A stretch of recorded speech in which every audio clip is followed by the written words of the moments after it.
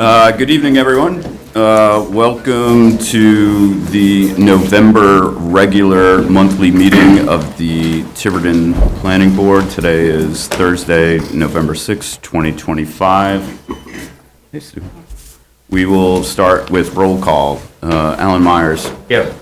Cheryl Valentine. Janice Gomes. Dick Taylor.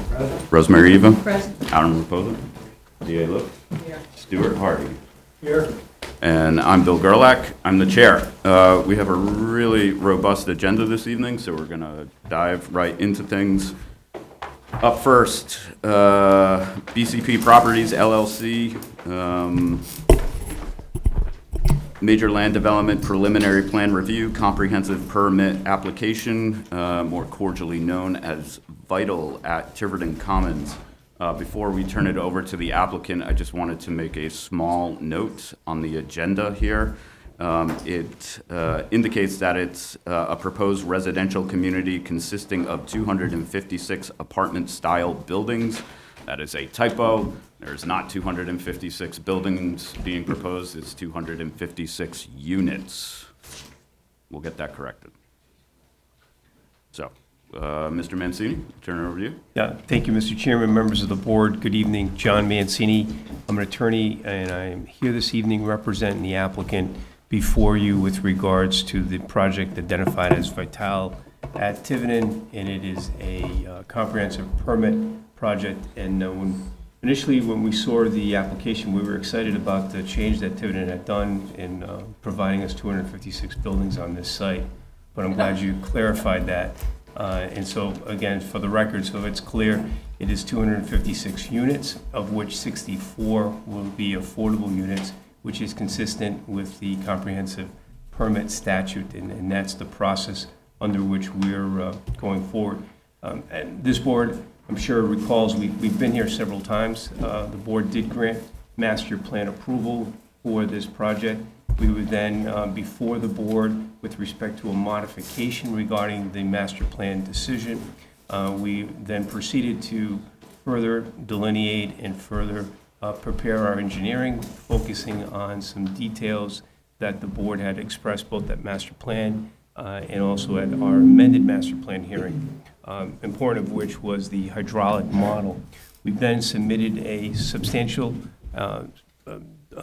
application for preliminary plan approval, sought some waivers with regards to the checklist that governs the submission of preliminary plan. We were previously before you at the October meeting with regards to the submission, and a certificate of completeness has been issued with respect to this property, with respect to this project on October 16, 2025. Accordingly, we are proceeding pursuant to that certificate of completeness, with the understanding that there are certain notes and conditions that the certificate of completeness is subject to. This is a large project, and so I don't anticipate in concluding my presentation in one meeting. Rather, what I intend to do, with suggestion from the board, is to essentially break it up over the course of the next three meetings, essentially. So the goal tonight is to go through the site plan, the site layout, reintroduce the design to the board, and most importantly, show the board the differences that have taken place since the last time we were here, primarily at master plan. Go through those changes with the board. Also have a explanation discussion with regards to the engineering and where we are with the engineering, as well as where we are with regards to hydraulic model.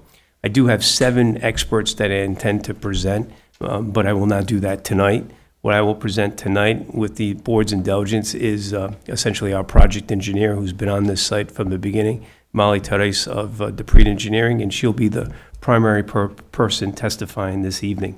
At the next hearing, I'd like to present 3 other witnesses, and that will be Ed Permento from Permento Consultant, who did the comprehensive plan analysis that was submitted as part of our application. INS Group, which will be testifying with regards to landscaping, as well as Courtesan Designs, who will be testifying with regards to the building layouts, the building designs, the building construction, the different materials. And then our next meeting, I would like to have Brighton Associates, Todd Brighton, testify as to traffic, and then Value Tech Realty Services. They will testify as to essentially the market study addressing the housing needs and how this project fits into the overall scheme within the town, and how we think that it will be a vibrant and successful project. And then finally, the presentation of PAR engineering with regards to our hydraulic model. So I see that taking place at our third meeting. So essentially, my goal with your approval, and obviously with the continuation of the clock, is to essentially make this presentation over the course of 3 meetings. This way I don't inundate you with information. We can share the information back and forth and put us on a process of ensuring that you have everything that you need from us in order to make a decision in this matter. Yeah, I think that's fine. If, Mr. Mancini, if you indulge me, I was a bit brief in my intro here. I just want, for the record, to make sure we're clear on the location of the project in question. We're talking 0 Sousa Road, Plat 301, Lot 220, Plat 110, Lot 102, south side of Sousa Road. This is a proposed R40 zoning district. Thank you. Sure. And with that, unless the board has any further questions of me, I'm going to turn it over to Molly, and she can go through the site and the survey. Just for clarification, could you please repeat who's going to do the traffic? Is it Sure. Brighton? It's Okay. Todd Brighton from Brighton Associates. And again, all these reports have been submitted to you, and what I'll do is I will present to the chairman this week or next through your solicitor or through your planner. I'll identify who's coming at what night. That way you can prepare ahead of time for those witnesses, and you'll know beforehand who's going to be appearing. There's so much information, I think that's the best way to do it, as opposed to just throw it at you all at once and then expect you to have questions regarding what our experts are saying and what the report stated. Great. Sorry, clearly I needed a cup of coffee before I got here. So also joining us here tonight is Todd Romano. He's our assistant solicitor. We have Ed Rotella, who's our land use clerk. Our interim planner, Ashley Sweet, is unable to join us this evening. And so what I'll do, Mr. Chairman, is I'll submit correspondence to solicitor and to the planner, who we anticipate having at what hearings. That would be great. Thank you. Okay. So with that, unless there's anything else, I'll turn it over to Molly and have Molly walk through the site and also a survey. So this site was also resurveyed. I know one of the issues we had at the master plan was a question with regards to survey, and we've gone back and have done that, and Molly will go through that as well. Just 1 minute. Ms. Titus, right hand. Thank you. Do you swear or affirm that the testimony you shall give to this board in this matter shall be the truth, the whole truth, and nothing but the truth, and that this is your solemn affirmation? I do. Thank you. Good evening, Chairman, members of the board. I think you're good. Okay. Project. Molly Titus from Dupree Engineering. As Attorney Mancini just mentioned, one of the questions that was brought up by an abutter during our master plan hearings was the boundary survey on the property. At the master plan stage of the project, we were utilizing a Class 1 survey by a previous firm. Since master plan, Dupree Engineering has resurveyed the property, so this is a Class 1 boundary completed this year by Dupree. And the area in question is this triangle on the screen that says area accepted from lot 220 per deed book and page 1892-127. And that piece of property was shown as owned by our parcel, the lot 220, on the previous survey, but our survey uncovered that it was in fact not part of our parcel. So when you look at very detailed area calcs on project area, site layout, open space, there is a difference, and this is why. So we've removed this area of land from the project, we've removed it from all our use, we've also removed it from all the area calcs and requirements for the project. So just to clarify, this was one item of concern from an abutter that we've taken care of ahead of starting our engineering. That being said, here's our current site layout. So when we were with you during master plan, instead of the 6 residential buildings that you see, so on this sheet, I know it's relatively unclear, but we've got buildings 1 through 6, which are all the residential buildings. We've got a clubhouse in the center, and then off to the left is the daycare. During master plan, we had 2 additional buildings. The buildings numbers 1 and 4 were parallel to buildings 2 and 5, so they were broken up, and we didn't have a U shape on the end. This building configuration was chosen for unit mix, and most importantly, it reduces the site footprint. We have the same number of units. We have 256 units. That's the master plan approval. We have 256 units now. The unit count under the master plan approval was bedroom count was 512 in 33 buildings, which included the 8 residential buildings plus garages and alternate buildings. Under this preliminary plan design, we're down to 402 bedrooms. So we have a reduction of 110 bedrooms under this current design that we carried forward. This design, which I can share, I'll share an overlay in a moment, but it's a reduction of over 5 acres of site disturbance. So we've pulled in away from wetland boundaries, away from property lines, and have a more condensed site layout than we had under the master plan. This new layout has only 25 buildings, which includes, again, the garages, the daycare, the clubhouse, but the consolidation of units within these 6 residential buildings is the change in the overall count and the change in garage units. So part of our site design considerations when we did this was, as again, we had kind of discussed this project adopting the conservation overlay. So the red is the approved master plan footprint on the site. And you can see kind of from this overlay that we've just pulled everything in, made it a little bit more dense within the development, but that it provides a lot more green space and buffers at the edges. So this is the site engineering that we carried forward. So on here, we have 438 required parking spaces. We've provided 456. We have amended our drive aisle width. This was a condition of the master plan, so each of these drive aisles is 20 feet wide, coming in and out, providing for adequate fire access. One item during master plan that was brought up regarding the site layout was school buses. So I have been in correspondence with Christopher Hatkins, the new superintendent of schools in Tiverton, as well as Sherry Del Toro, which is the bus committee. And while we have designed this site, so a bus can come north or south on Sousa, go into the site, loop in front of the clubhouse, and leave the property with no issues for turning radiuses, they do not feel they're going to come onto the property unless it is for a special education student, that they will be picking up on the street, that is their policy. I know the request was to get them off the road, like the development across the street, but that development off the street has public streets. So that was their answer to me as to why the regular population would not, the busing wouldn't come onto the site. So we've provided, like I said, extra wide roadways, a sidewalk all the way to the road, and at which point we can look at some sort of bus shelter, some covered area, something that will look good and function well. But at this time, there's no way to provide a pull-off. And even if we did, I know the intent was to stop the interruption of traffic on Sousa, but folks in both directions would still be stopping.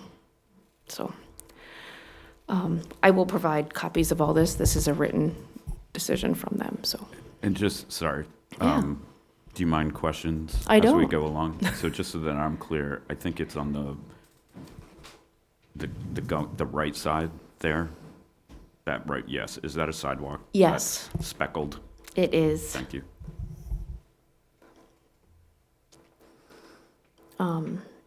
So those were some of the items that we addressed in these changes, from the master plan decision.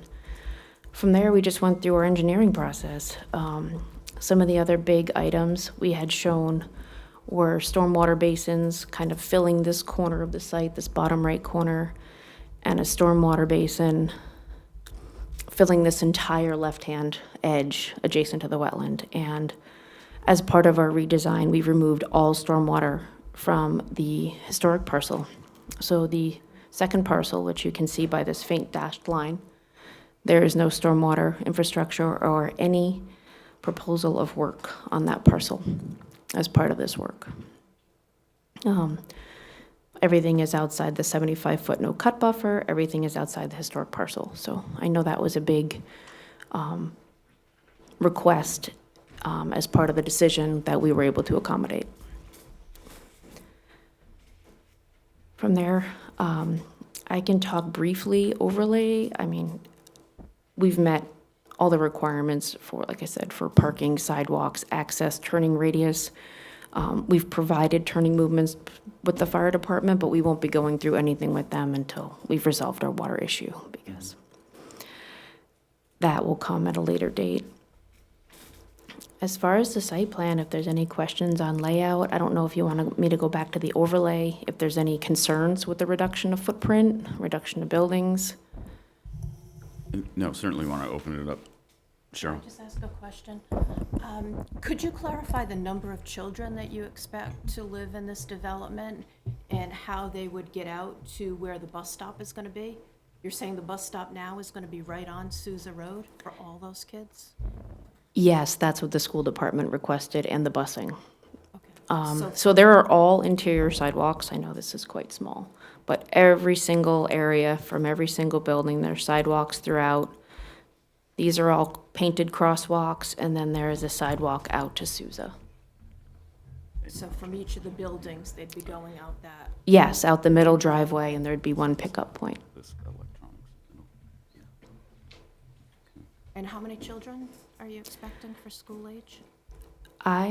That will be part of our consultant's report, but just for reference, we had, when we changed the building count within the building, so, I mean, the bedroom count, you're making 200 buildings, I'm making bedrooms, it's a mess. I guess I needed coffee too.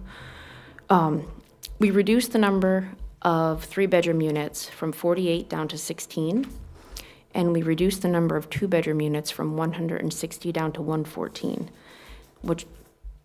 and then our total units stayed the same, so we had an increase from 48 one-bedrooms to 126 one-bedrooms. So given those numbers, I think the population was more likely to be less children than previous. The overall numbers we'll have to confirm with the consultant, but we have reduced the number of multi-bedroom units, which will inevitably reduce the number of children. Just for the, Adam and I are trying to talk here. We're trying to actually, like, do we have this set up? Do we have these plans? That's why I do not have it. Okay. So, Never mind. okay. I think.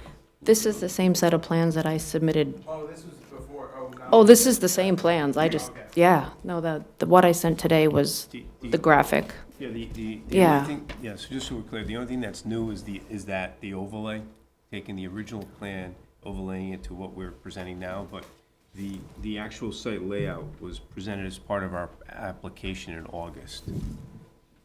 So the next screen over, the actual site layout, the new design, I guess, or the preliminary plan design, that's been submitted as part of our preliminary plan.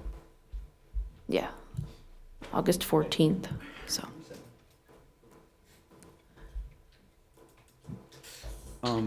Just, I know also in the past there was some confusion over the historic district, the Osborne Historic District. Yes. And some question about, like, and I know you had mentioned you've gotten a better survey that has come through. Yes. Has that issue been resolved with the landowner? Our solution to the survey matches what he thought it was. Okay, So I don't know if he's come and reviewed the plan since we submitted them in August, but okay, this should be satisfactory, okay. so. and it's the first time I've seen. So, hang on. Hi, Jason Osborne. Uh, Do that now? Yeah, Mr. Osborne, well, I'm gonna open it up, I was just sort of stuff that's on my head here. Alan? Back on the students, so you said that all the kids will be out on Sousa Road waiting for buses? Yes, And it's a 2-lane road, yes, minimum, probably well over 100 kids. minimum?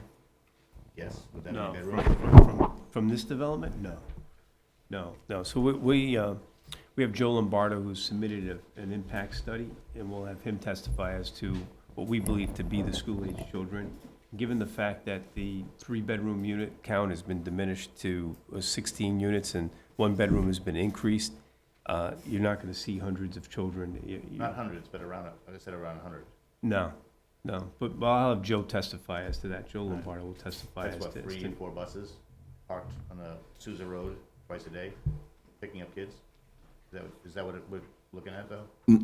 My ask, I hear you, Yeah, sure. right, so Yeah. we're gonna get to that at one of our subsequent meetings. Okay. I think Right. it would, and I know, Ms. Titus, that you indicated that you've been in contact with the superintendent of schools. It may be advantageous for said superintendent to potentially be here, or some representative from the bus company, in order to help convey that.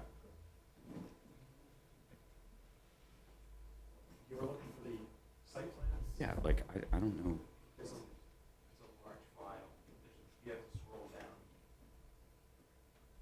The 2025, period 08, period 19. Yeah, I don't know why I cannot see these plans in there. I have this showing about page 27. 27 to 479.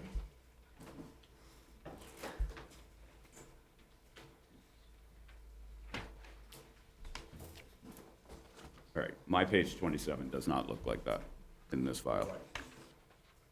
A little bit different, but Going down. it's all right. I think this is it. Looks a little different, but, yeah. Okay, sorry for that. Rosemary? Molly, with respect to on the east end of the property, we've always had where the wetlands, have you touched that at all with the resurvey between Vides and this parcel? Did There is I? wetland back there. Oh, yeah, we have these It's wetlands still flagged. protected. Oh, absolutely. Okay. The 100-foot buffer is the red line, and we're not All right. working all the way over. As part of our survey, now that the flags moved, those were state-verified flags, Okay. so Thank you. you're welcome. I didn't see it, and you didn't talk about it, but just to be sure, there was this concept of a tower. Lookout tower? The lookout Lookout tower, tower, that yeah. recreational thing, that's no longer there. That's gone, yeah. That's Lookout gone. tower's gone, yeah. Thank you. Yep. Yes. Yep, the lookout tower was actually over to the left. over to this. Yeah, and so what we've done now is as Molly said, we've made kind of a no man's land, a no-touch zone, so there would be no development in that at all. And you indicated this revised plan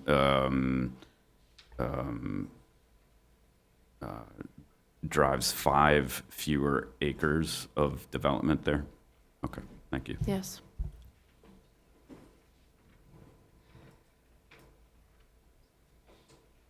So, so congratulations on giving us a site layout that is an improvement over the original that we approved at master plan level.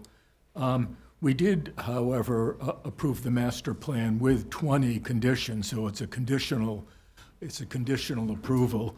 And one of those conditions is sidewalks along Sousa Road, and I don't see any in this plan. I just see a very small sidewalk area where the main entrance is, but not as we specified in the condition. It's condition number 7, I believe. Yeah, so my understanding of that condition was a sidewalk along Sousa or Actually, it's condition number 10. an access towards the VD parcel. Sidewalks on Sousa.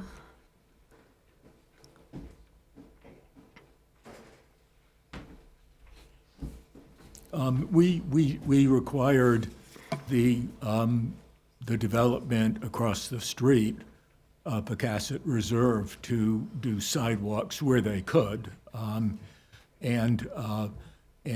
we made the same suggestion actually, condition. And I think that what you have said about the school bus situation makes the sidewalks even more imperative. It's a health and safety issue, in my opinion.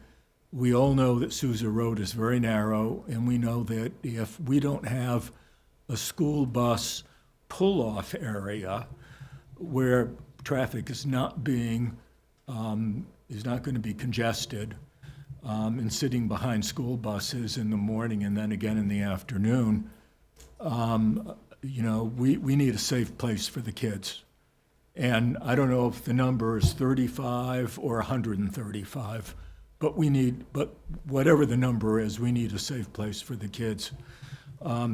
I didn't quite understand you, Molly. I didn't quite hear what you had to say about why something couldn't be worked out with the development across the street. They have the same issues,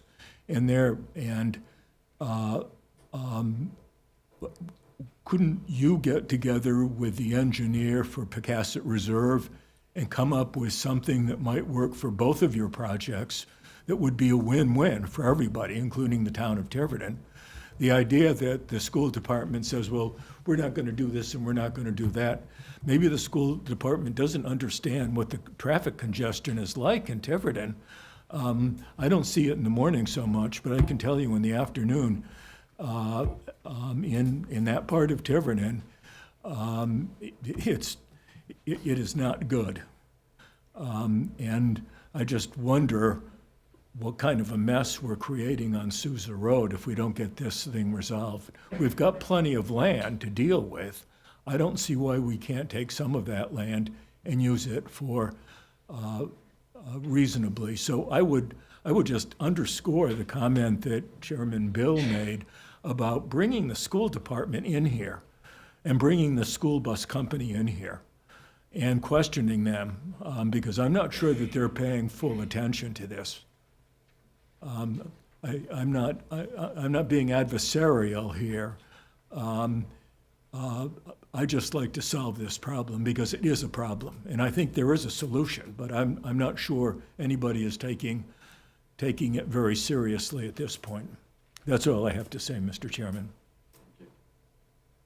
If I may, Mr. Chairman, through the chair, I don't disagree with Mr. Hardy's comments. I mean, we've gone through the checklist, and checklist number 7 talks about the school buses, and one of the elements stated in that is that we actually are to consult with the school department, school department, and obtain in writing an approval or some type of comment with regards to the design. So we can take it one step further and have them actually come here, and we can do that in conjunction when we do the presentation regarding the fiscal impact and the analysis concerning school age children, so you can kind of bundle that in. With regards to condition number 10 on the sidewalks, Molly can go through and kind of talk about the internal circulation that we did and the amount of sidewalks that we did internally. On the external, on Sousa Road, the issue was that we were to do sidewalks, and if we couldn't do sidewalks, we were to demonstrate to the board either economically or physically impossibility for doing those sidewalks. So we'll go back, look at that plan in conjunction with the school department and see what we can do as far as sidewalks on Sousa Road, and see where they can lead to and what they would consist of and what the topography is that would accommodate that. So we've not shied away from condition number 7 or condition number 10. So those are part of the items that we will continue to discuss in the process. One other item is that the walking paths or the internal walking paths, which were presented as an alternative within the condition, were addressed by the team's landscape architect, and they will be here when the architects are here. And the internal sidewalk does show on their plans. So, The internal, just to be clear, I'm delighted with the internal walkways, sidewalks, pedestrian passageways, whatever you want to call them. You've done a really good job there, and I think that's terrific. But we still need something on Sousa Road. Absolutely. If there's any place in town where we need sidewalks, it's Sousa Road. Okay. Adam? You had said something then do. about the differences in the development as far as the school buses go. The roads, one were public roads and one's private. Wasn't that your main reason for the school department not wanting to run bus service through the development? Yes, that's correct. Pocasset has public, Describe that a little bit more. yeah, Pocasset Reserve, the development across the street that's proposed, are town-owned streets. So school buses only stay on public property, with the exception of special education students, at which point they pick up in front of the door. So the entire site is accessible by school bus, but the school department would limit the special education buses from coming on site. That answers Yeah, your that's question. Okay, Dick, then Rosemary. Yeah, the one thing that never comes up is that Sousa Road is state-owned road. Doesn't belong to the town. And you know, when you started your project, how bad, that was by far the worst road in town. You could expect that's gonna be worse with more traffic, surrounding developments and things. I think it's gonna be a bigger issue. I mean, potholes, hills. It was just a really poorly conditioned road that we have limited authority to do anything about, other than live with it. So it's not all the fact that you're putting the development in, but it's multiple developments. And the fact that a road in a deteriorating condition is just gonna make it worse. As far as what, cars are swerving and there's potholes. It was tough to navigate through before they finally paved it this last time. Rosemary? Molly, you said that Bassett is town roads. They're not town roads. They will be developer, it'll be private roads within the Bassett. The plans I was provided by Ed, because I had actually pulled the plans of that development, because we had talked about matching into their sidewalks and everything, and there's no sidewalks shown on those plans, external to the property, and they show as town roads. So maybe I They're have an not old set of town plans, roads. but They're going to be maintained by the developer, Okay. if my memory serves me correctly. Yeah, that, my memory is that all of the roads in Pocasset Reserve are private roads. Ed, do you have a comment on that? The plans that I showed, that I gave to Molly were the plans that we received from the latest preliminary plan submission from Pocasset Reserve. Okay. And they're showing internal roadways. I'd have to go back and look, Okay. it was a while ago. but- Okay. So the net here, there's an open question on that. I still think when we get to that part of your presentation, it would be advantageous to have school bus company and/or superintendent present to give their professional position and rationale as to this, and we can hopefully collaborate a little bit more. And so the board's clear. Our preference, and we can explore this further with the school department, is to have the buses come into the site. Yeah. It makes the most Yes. sense. And, you know, in the way it's designed, the pedestrian walkways and the pedestrian circulation is done for, not solely for that reason, but in anticipation of that reason. And we have ample roadways, the ins and outs, the width of them. It makes the most sense. So that's what we're going to try to propose, and we'll talk to the school department about that. We'll also confirm with respect to what's going on at Pocasset Reserve, so we're on the same page with regards to that aspect of it. And then we'll also look further into what issues, if any, exist with regards to sidewalks on Sousa Road. Because that is a state road, and that also implicates another issue. Yeah. But And we've also, and so we know, so we're clear, we've made application with our physical alteration permit.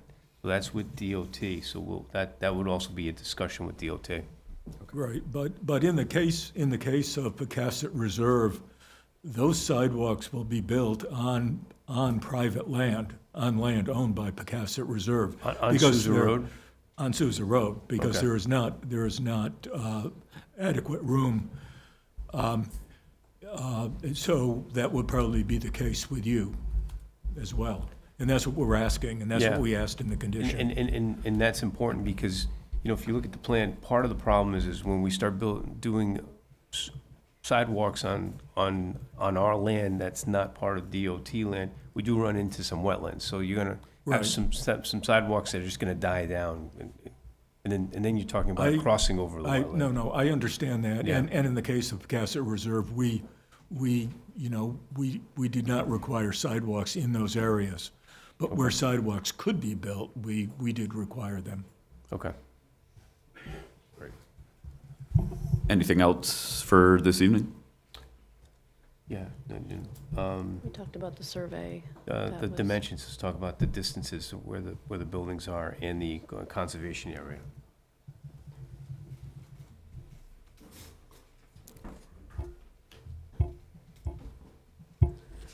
So this is back to that overlay that we had kind of talked about. So the red is the master plan set. So then you can see kind of the darker lines within the site plan of how much we've reduced the development area. So this increases the open space by an additional 5 acres, increases setbacks to wetlands, buffers, and property lines.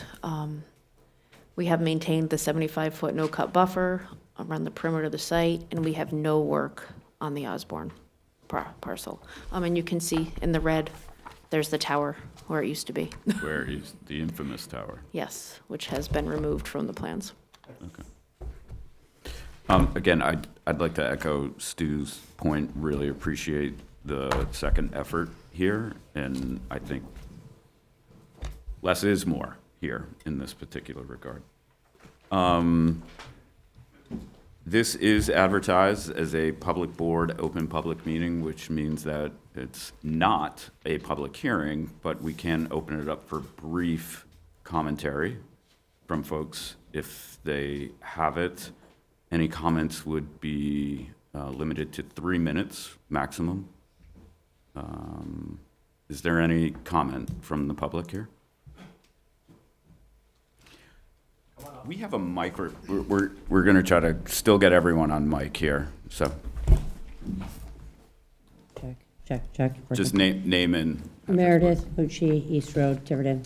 And this is not necessarily specific to this, but I am just wondering if, as a town, with all this development that is potentially coming, if we are putting anything in place requiring, like, the land conservation that's happening here is really inspiring, but like energy conservation, rooftop styles, water collection, et cetera. And I just am wondering if there's any thought going into that type of forward thinking. Great, thank you. Can you respond to that, please? Yeah, absolutely, and we are doing that. And so we can have Courtesan Design kind of talk about some of the engineer, I forgot the acronym, I know it's LEED, but some of the items that are. LEED certified. Yeah, so that's part of it. Okay, and we would probably get more information on that when we get to building layouts, construction details, which Yep. you're intending for next month. Correct, yeah. Okay. Any other public comment or question? Sir? State name and address. Yes, please, for the record. Kevin Serpa, 110 Lucy Avenue.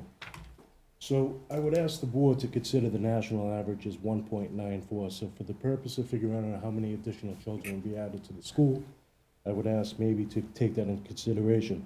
Also, on that topic, take a look at any future and ongoing development that's planned, and to inquire with the school what kind of burden this will be. To the developers, I would like to know, possibly they don't have to answer to me, maybe to the board, how are you gonna come up with the numbers, right? They mentioned 1 bedroom, it's been adjusted and changed. Is there gonna be anything in the rental agreements stating that you can't have children, or you can have 2 per 1 bedroom? Because that's gonna change the calculus of everything. With that being said, there is a lot of development, there's gonna be traffic impact. I trust the board will do a thorough analysis and vote in the best interest of the townspeople. We have a rural community, we'd like to be nice to keep it that way. At any minute, this could change. There's development happening everywhere. Fall River's about to take 6,600 people, it's gonna probably increase 6,600 units. That's gonna increase the population by perhaps 20 to 30,000.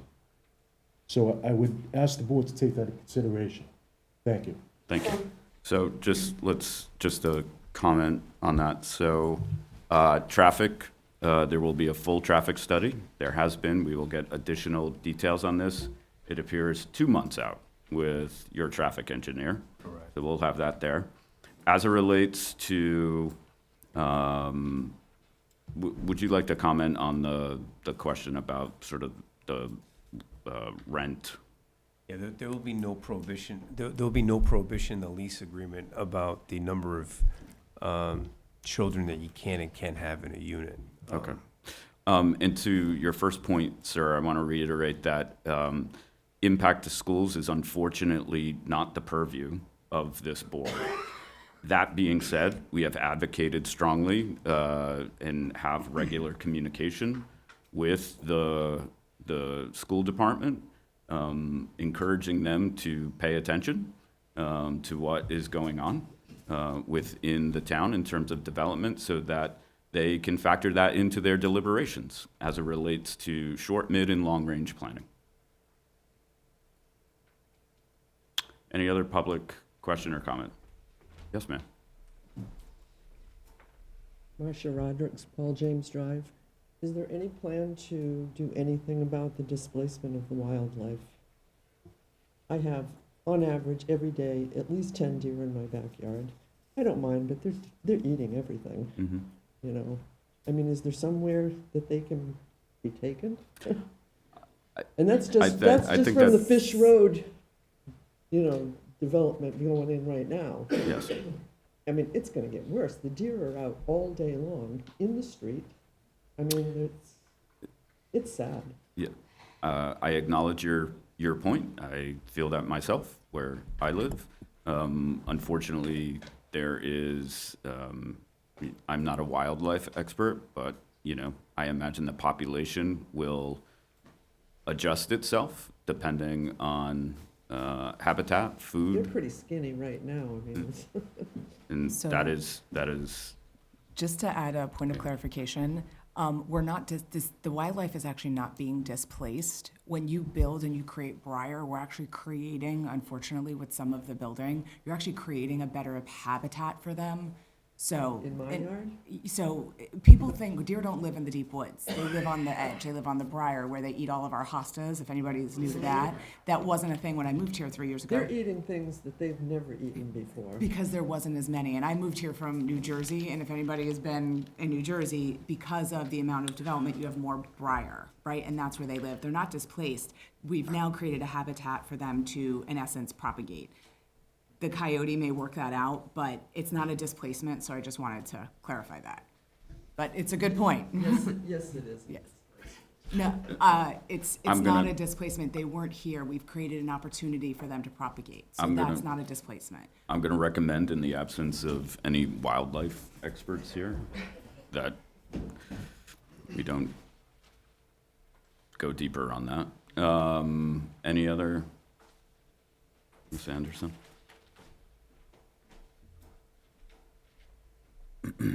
Susan Anderson, I'm in a butter in the Osborne Bennett Historic District. I want to thank you so much for taking everything out of that district so we can keep it as a National Heritage, National Register Historic District. The question I have is, this is all rental property? These are all rentals? Can you comment on that? Yes, they are rentals. Okay, thank you. Mhm. Anyone else? Mr. Osborne, did you want to comment on anything, sir? Hi, Jason Osborne. Could you come up to the mic, please?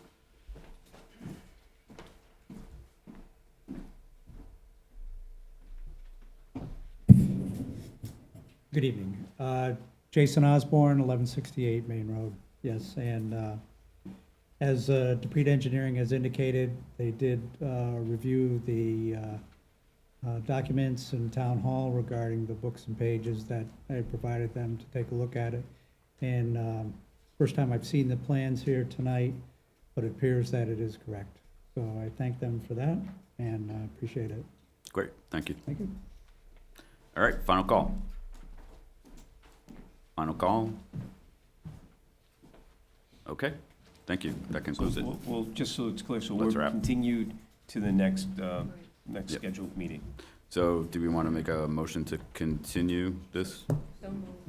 Second, Okay. We have a motion and a second to continue this discussion to the next meeting, December, which is December 2nd. I forget the location, but at the library, for anyone who's keeping track. You guys are like the planning board on the circuit. Todd? Just regarding the time clock, that has not begun for you yet. Correct. It will not begin until you receive all of the submittals. Yes, thank Most you. important, which is a hydraulic study, which we're working on. Yep, okay. We have a motion and a second. All those in favor? Unanimous. Thank you. Thank you. Thank you.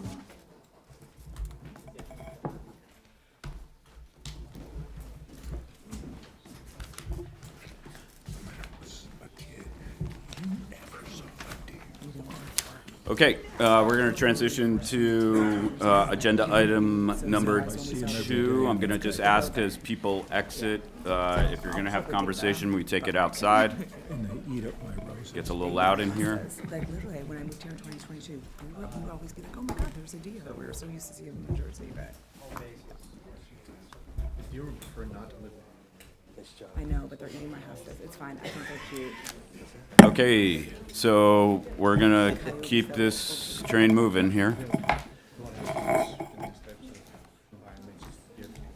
While Mr. Duhamel sets up and we connect here, let's just get going here. So, agenda item number 2. You guys good? Okay. We could take Wildlife Kingdom outside. Gladly. Agenda item number 2, Street Legal LLC, by and through James Long.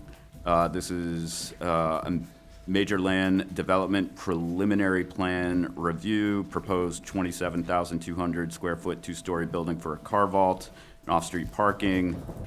This is location 0 Progress Road, Plat 107, lots 813 through 818. Industrial zone, planned development park floating zone. Discussion and possible vote on a major land development preliminary plan application. Time clock is set at January 20th, 2026. This is a planning board open public meeting. We will follow suit where we will have the applicant present. We will have the board engage in discussion, and then we'll get to public comment here. So with that, Mr. Riley. Thank you, Mr. Chairman and members of the board. For the record, Attorney Daniel Riley, counsel for Street Legal LLC. I'm joined by our project engineer, Chris Duhamel of Dupree Engineering, and the applicant, James Long, is also in the audience as well.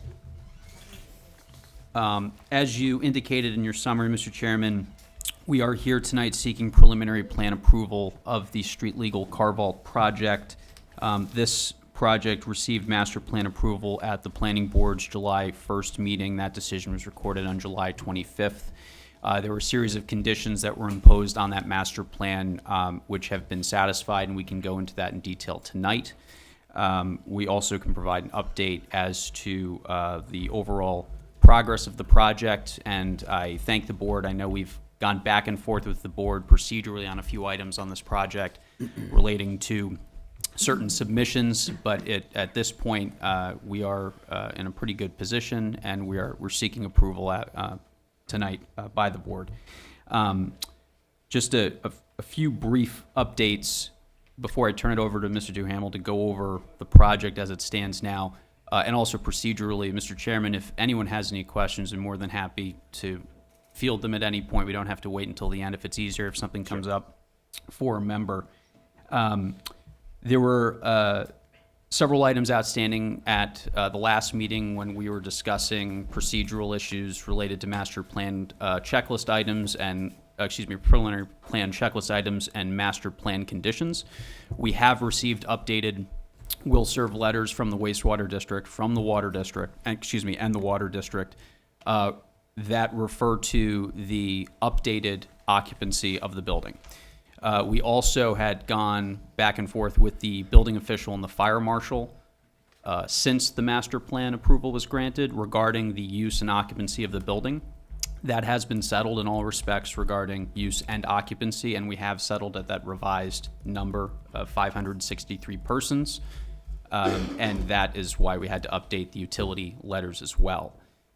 We will get into, have a discussion about the actual use on a day-to-day basis for the facility. So I think you'll see that 563 people is not anywhere close to the average number of people who will actually be in the building.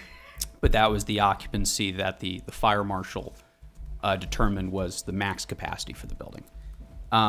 We have had considerable discussions, particularly with staff, regarding the traffic and parking analysis, and we will get into detail tonight. And we have made several changes to the plan, particularly regarding pedestrian circulation.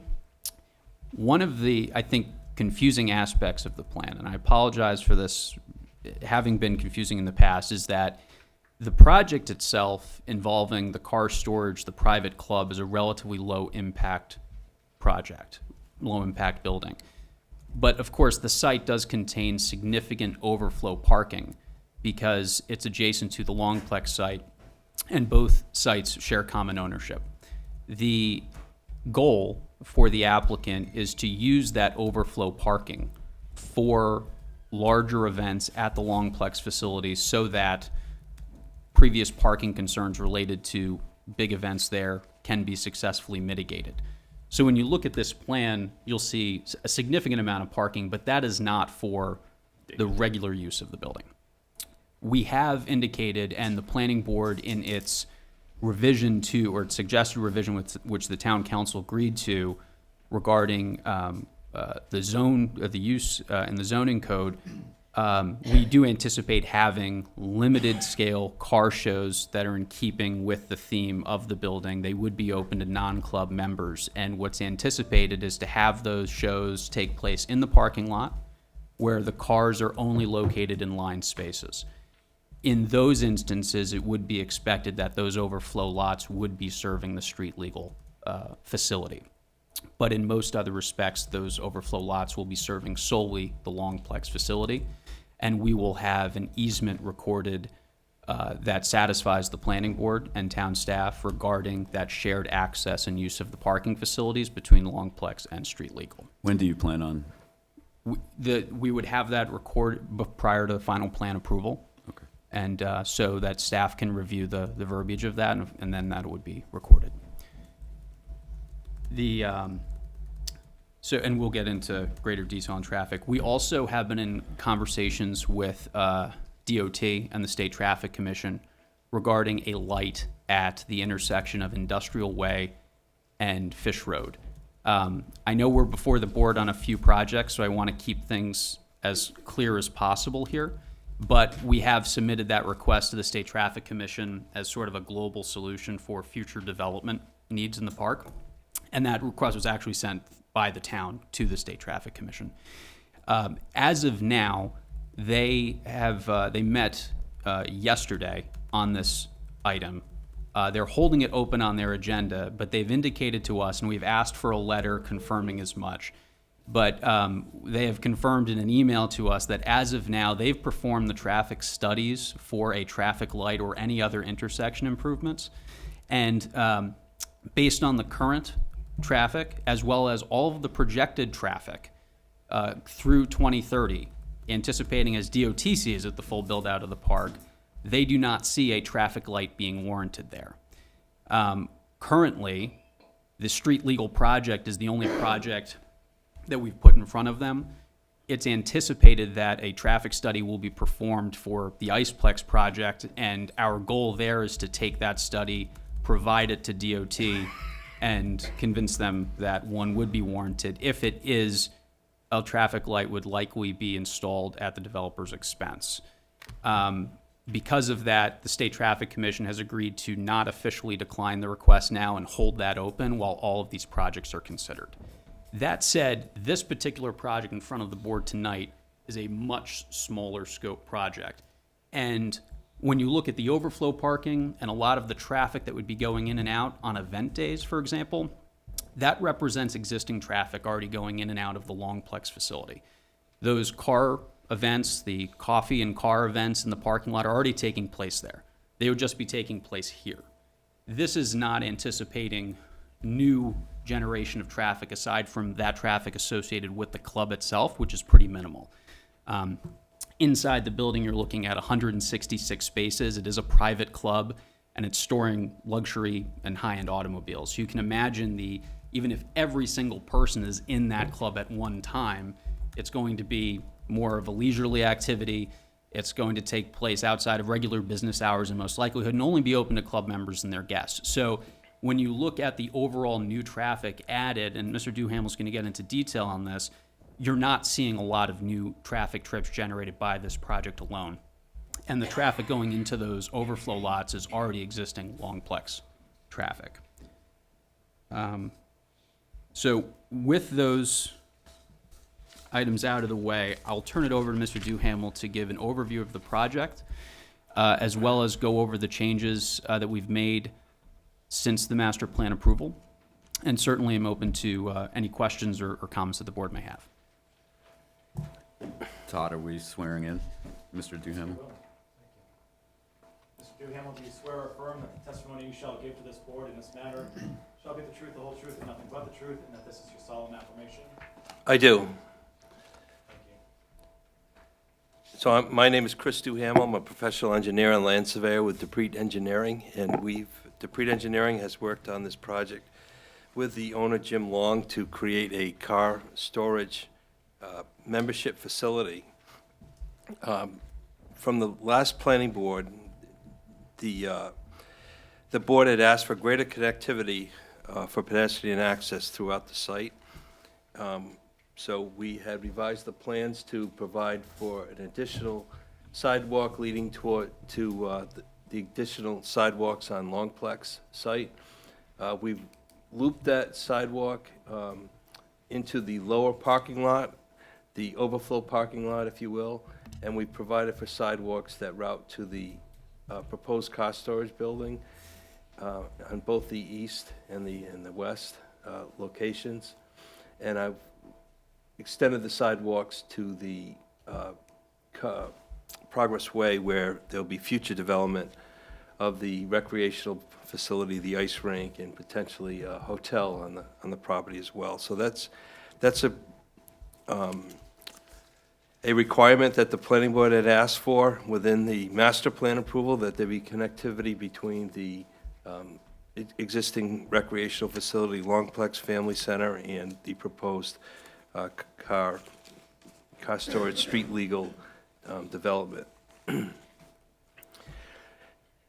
The other significant change from the last planning board, as Mr. Riley has stated, is that we have redesigned the utilities on site and the parking on site to equal what the maximum capacity of the building is, as determined by the fire marshal. We've accepted the fire marshal's maximum capacity of 563 people, and we've revised the parking calculations so that we accommodate the full occupancy at any one time.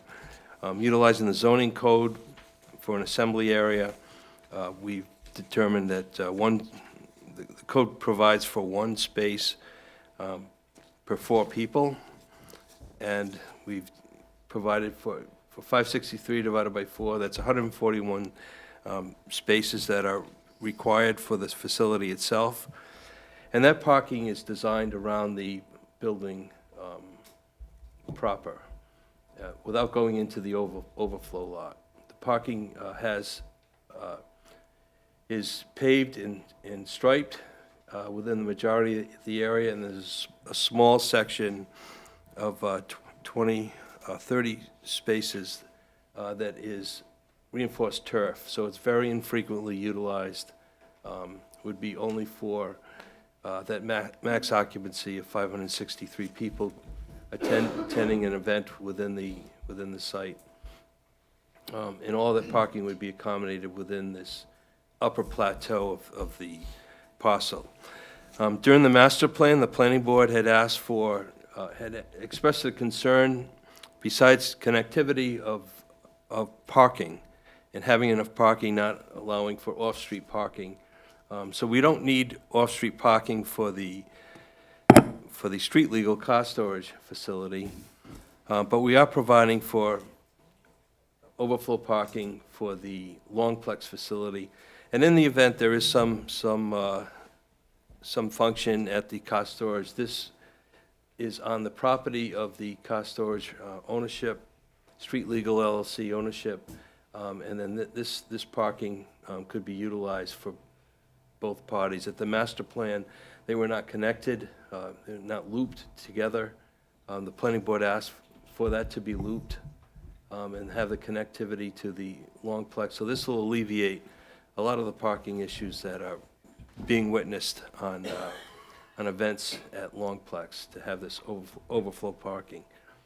And again, pedestrian access will be allowed to either head west towards the Longplex or head south to the street legal.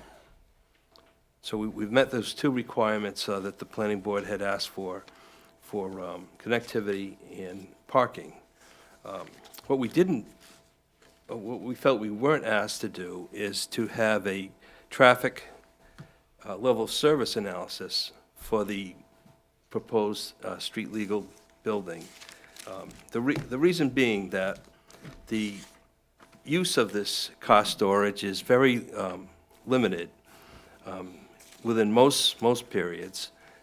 It's a membership club, it's not open to the public, it's for 166 cars that are very tightly packed within the building itself. If you can see for this, there's stacked parking, and there's also a vertical stack that's utilized, so 166 cars would be utilized in here.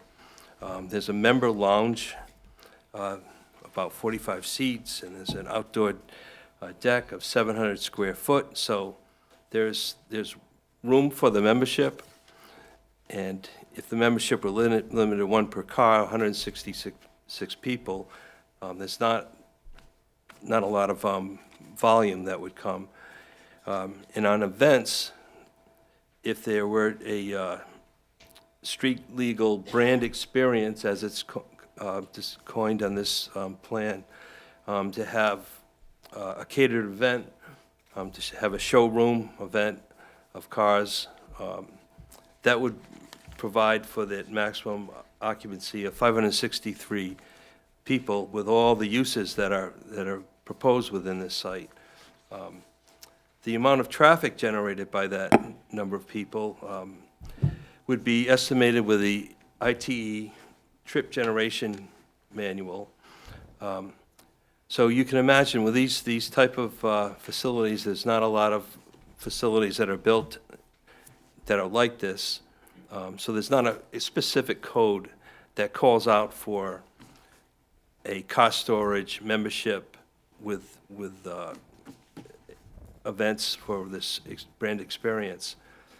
So utilizing the trip generation manual, looking for a similar code that might estimate the amount of assembly of 563 people coming on a 1 to 2 hour period with a starting time date. I just pulled out a use code of 143 for a theater, a movie theater, with 563 seats. And that use code generates 39 vehicles in a peak hour.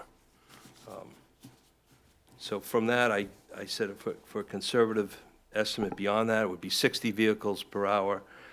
You know, what is the effect at Fish Road and Industrial Way?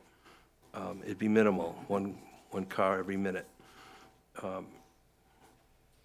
So we fully anticipate doing a traffic study when Mr. Long develops or engineers the site across the street, the ice rink and driving range.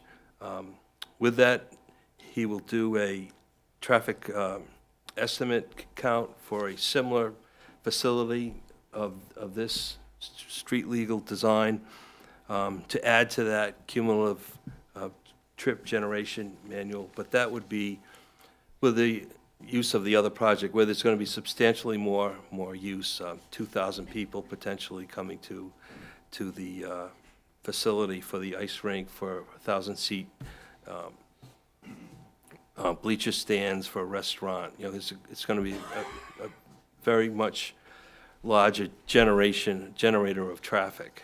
So for this development, we didn't think a traffic study was significant, would show a significant increase in traffic. And I've quantified it with similar uses with an assembly that shows up at a specific time, stays for 2 hours or so, and then leaves. And that's how I came up with 39 vehicles, 60 vehicles being conservatively estimated. For safe stopping distance, that has come up as a question. I think all of us have been on Progress Way and have seen this site area, that it has unlimited sight distance looking east from the driveway location. It has 600 feet, 625 feet looking east. There's no grade changes. The shoulders are all cleared, so there's unlimited sight distance. For the posted travel speed of 25 miles an hour, a safe stopping distance of 155 feet is specified by the AASHTO policy of geometric design of highways. The available sight distance on site of 625 feet and 1,000 feet would estimate an 80-mile-an-hour speed limit, and I don't think anyone's considering that on Progress Way. So there's very adequate sight distance for the entrance on Progress Way. As leaning back to what the capacity analysis, 563 people, we worked with the North Tiverton Fire District to adjust the analysis that's already completed. Fire flow hasn't changed, even with a greater capacity. We have 1,800 gallons per minute at the residual pressure. We have qualified the 563 people for domestic water use. For wastewater, Tiverton Wastewater District Department, we had a will serve letter that qualified 563 people for wastewater. We're waiting on, the only pending application with Tiverton Wastewater is the actual design of the pumping station and getting approval of that. That hasn't changed either, even with this increase in flow, because the majority of the flow is hydraulically down gradient. So it's very, very limited use of the pumping station. I'm sorry? Hamill, can you repeat that, please, about the wastewater? The wastewater flow, pumping at for 563 patrons, it's about 13,000 gallons a day, and it's the run time for a pump is minimally increased, and the head loss in the system is negligible because of the gravity flow of the force main system. We are higher than Longplex, but we're discharging into a 2-inch force main to reach the pump station within Longplex. One other thing achieved in the last, which wasn't a requirement of preliminary, but we now have RIDM freshwater wetland permit for the stormwater system.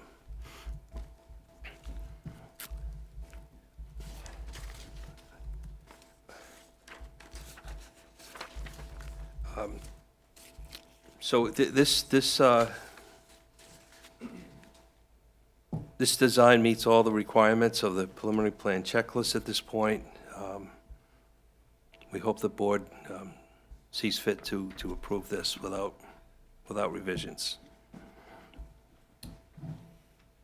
And now, Mr. Duhamel, if I could just have you verify that the stormwater design and installation, the operation and maintenance plan was forwarded to the Department of Public Works as a part of the preliminary plan submission? It was, yes, and it was that same plan was approved by the RIDEM.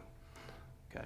And then lastly, I don't mean to jump around here, but you had discussed the fire marshal, and we had talked about that in our opening remarks. Can you just verify the fire marshal's concerns regarding hydrant spacing, truck turning and circulation and access that was raised at the master plan stage, and how that was addressed. Yes, we provided a detailed plan showing the ladder truck entering the site and exiting the site within the confines of the pavement, the travelway, and we've also provided a vertical curve, vertical design of the roadway, showing that the ladder truck and its length would not bottom out in any area of the traveled way within any area of the site. So we got approval. The Fire Marshal Murphy had approved the plan, prior to preliminary submission. Understood. And then, let's go.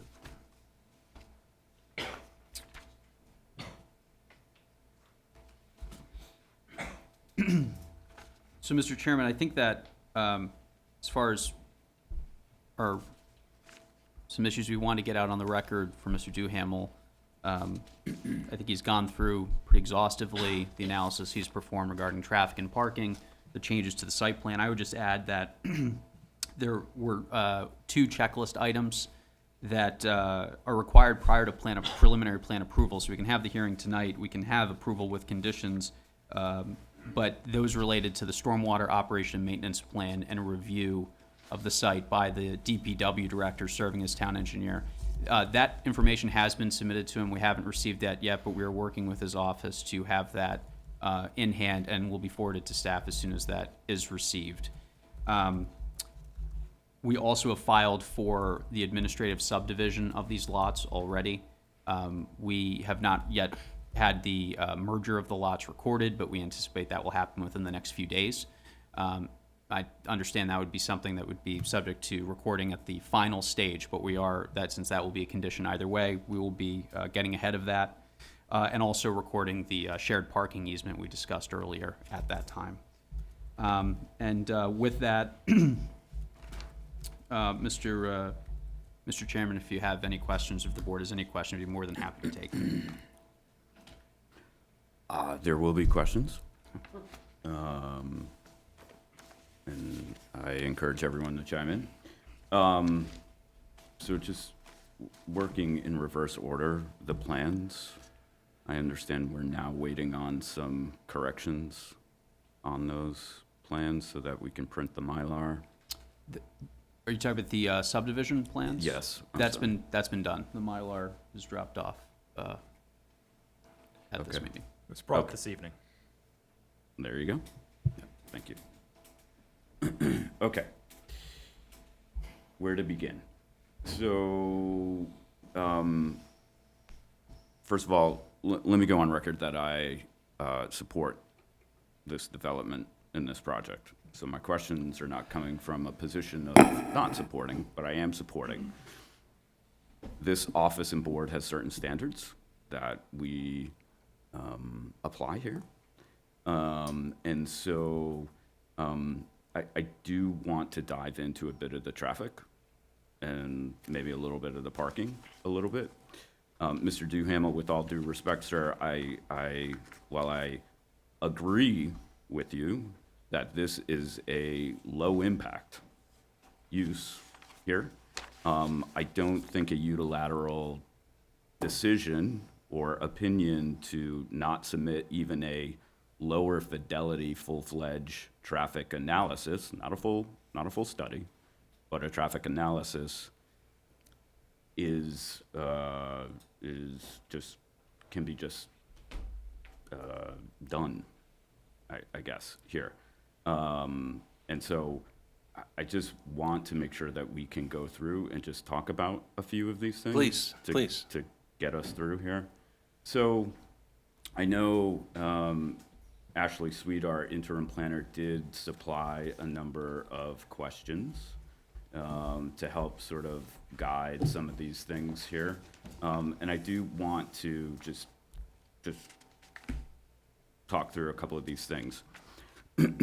Again, I know this is going to be a low utilization sort of thing. Yes.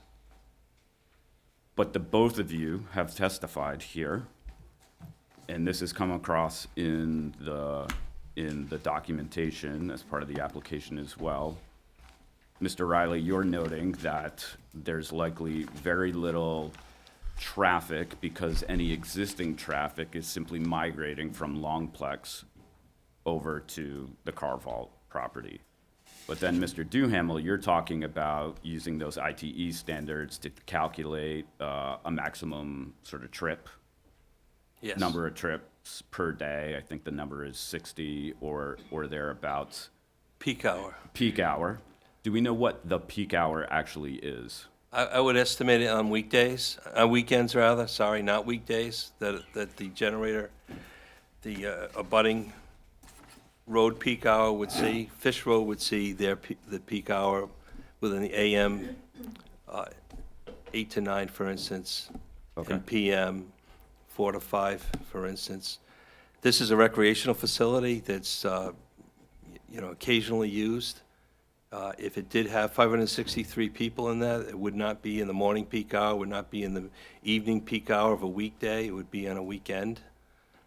Mr. Long can speak more to that, but even the car shows that are being contemplated, I believe those are mainly a parking issue, not a vehicle transportation, a backup on Industrial Way issue. So that's the thought process that I had going through the design, that Sure. it wasn't a major traffic generator, that it Yeah. was something that was. So my question is, how does the comment that it's mostly just existing traffic from Longplex moving to car vault bump up against the fact that you're projecting certain trips? Well, I think that's mischaracterized. It's the car shows, the outdoor car shows, that wouldn't be at the same time. If they were, the same owner, different entities, has control over the car shows, it's either going to be at Longplex or it's going to be at the street legal. Yeah. It's not going to be both. So I think that's where that comment came through. And as far as my understanding is that those would be regulated by the council under special permits, so that the council wouldn't give a permit for both at the same time. I don't think that's reasonable. So the traffic analysis for a membership club with 166 cars in it, with an occasional event of a brand experience, a showroom experience within the open area on the first floor, that's not going to happen on a weekday, AM, Okay. PM. That's going to happen on a weekend. Maybe it happens on a weekday after, 5, 6 o'clock, when the peak traffic volume on Fish Road is realized, but I don't see that happening for this recreational event, this showroom event, an assembly event. So that's why I considered a movie theater, assembly of people. In this case, the maximum number of people that could fit within the building, 563 people. And that's a misnomer as well, in my opinion, that you're not going to see 563 people within this, but we're designing it as such, that 563 people. Certainly the egress doors have to be designed to that standard, but the water use, the sewer use, the parking is not typically utilizing the maximum occupancy of a facility. So taking that 563 and utilizing the ITE code 143, it generated 39 peak hour cars. In this case, I would consider that a weekend generation. And I'm tracking, and I think we're getting there, right? Okay. So special event traffic currently at Longplex migrating to car vault, right? Let's distinguish between special event traffic and sort of business as usual, non-special event stuff, right? Special event traffic existing at Longplex, merely shifting to this property. Business as usual, day-to-day sort of general operations is that where the ITE-based numbers are coming in? Yes. Okay. Yes, so the 563 business as usual, maximum occupancy as determined by the fire marshal is what the IT manual was plugged in. And again, for an assembly such as this, an event at a scheduled time. Okay. Okay. Can we just I do want to get to parking and some questions there, but can we just double back to and I know we don't have anyone from the town here who may be directly involved with RIDOT on sort of the ongoing work that Mr. Riley, you articulated. Do we have a sense at this point whether that RIDOT study is taking into consideration, I know, Mr. Riley, you indicated that it's considering or taking into consideration the full development of the park, right? Is it also, to your knowledge, taking into consideration the residential development that's also planned for, within that, let's say, 1.5 to 2 mile radius there? So their, excuse me, their exact words were that, and we'll have the email, of course, I've asked for a letter, but their exact words in their email summary of the meeting yesterday was that intersection does not meet the current or projected demand, so going in any direction, from now through 2030. I don't think it takes into account any conceivable development of the park because they wouldn't really know that, but they did indicate that it does take into account future development. Okay. And they do perform these analyses everywhere, so they do have a standard they impose. They indicated that based on their outlook, and that's for Fish Road and Industrial Way in the park, that I believe there's 9 elements of the traffic warrant that could be potentially warranted, and right now we're meeting 0 of them. Okay. Ed, can we just take a note to follow up with the administrator on this? I'm just curious. I think it would be advantageous not only for the community at large, but for the park and anyone who is developing there to ensure that our friends at the Department of Transportation have as much insight as possible as to what's on the docket here. Just, the state asked, I think it was Goldman, to collect some information for them. Okay. Traffic studies from around the area. Okay. They reached out to me, I gave them traffic studies from Castle Reserve, from Mike Rizal. I also let them know that we had a concept plan for 1101 Fish Road. Okay, great. Okay. I think that's going to just benefit everyone in the long run, especially whenever Mr. Long's other developments come into play here. So, that being said, I have a couple more questions, and I'm going to open it up to my colleagues here. So,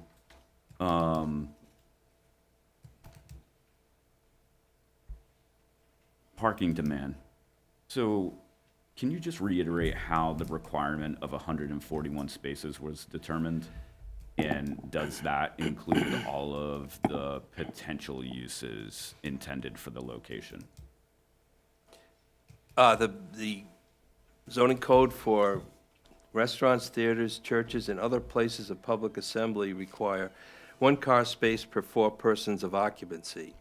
So I summarized all the potential maximum capacity occupancy, 563 people, and divided by 4 persons to come up with 141 vehicle car spaces. And that includes 9 ADA spaces that the building official had requested, additional ADA spaces. Okay. I'm trying to reconcile that with what we have in our zoning ordinance, right? Which is Article 6, Section 10, which has item number 10 in there, is the car vault shall meet the following parking requirements: 5 parking spaces plus 1 parking space for each automobile stored at the car vault. If the car vault includes a bar, dining service, and/or commercial kitchen, an additional 1 parking space for every 4 seats or for every 4 persons of occupancy? How do we back into the math there? Sure. The car storage will have the membership that can visit the site. There'll be the open area for the brand experience events. As determined by the fire marshal, there's 563 people that could attend there, so. And how many cars, could you guys remind me, how many cars are intended, like what's maximum in the facility? It's designed presently for 166 storage cars. Okay. Okay. I know we're gonna file the easement between the overflow parking, but can you guys just comment a little bit on how that easement is gonna function from an operational perspective? Who controls access? Who controls the scheduling of events to ensure there's no sort of conflict and we have sort of perhaps double the intended capacity hitting that overflow parking? Sure. So it will be, of course, it's under shared ownership now, but so for all practical purposes, Mr. Long, through Longplex, will control the scheduling and the parking because it will also control street legal. Of course, part of the goal of recording the easement is that should there be any future change in ownership, that access would remain, and so Longplex would remain in control through that easement of being able to access those spaces, excuse me, in that overflow lot, would have full and unfettered access. Okay. Correct. Correct.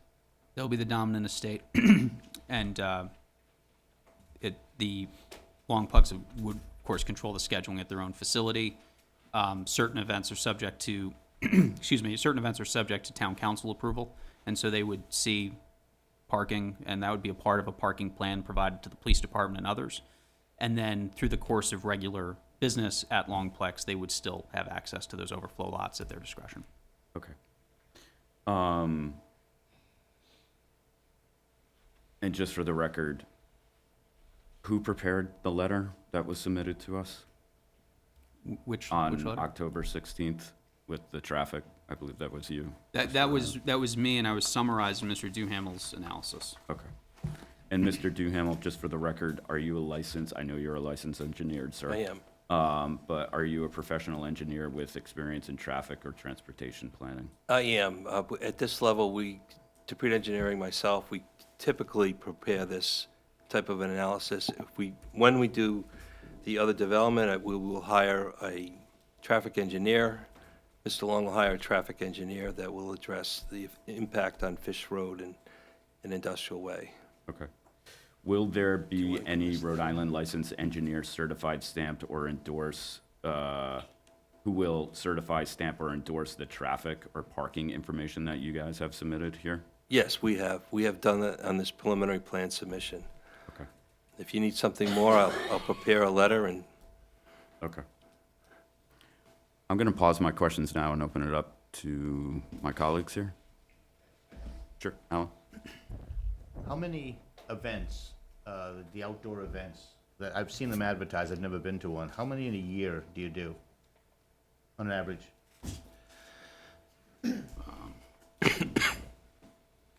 I'd probably have to have the applicant come up to answer that, Mr. Chairman. By all means.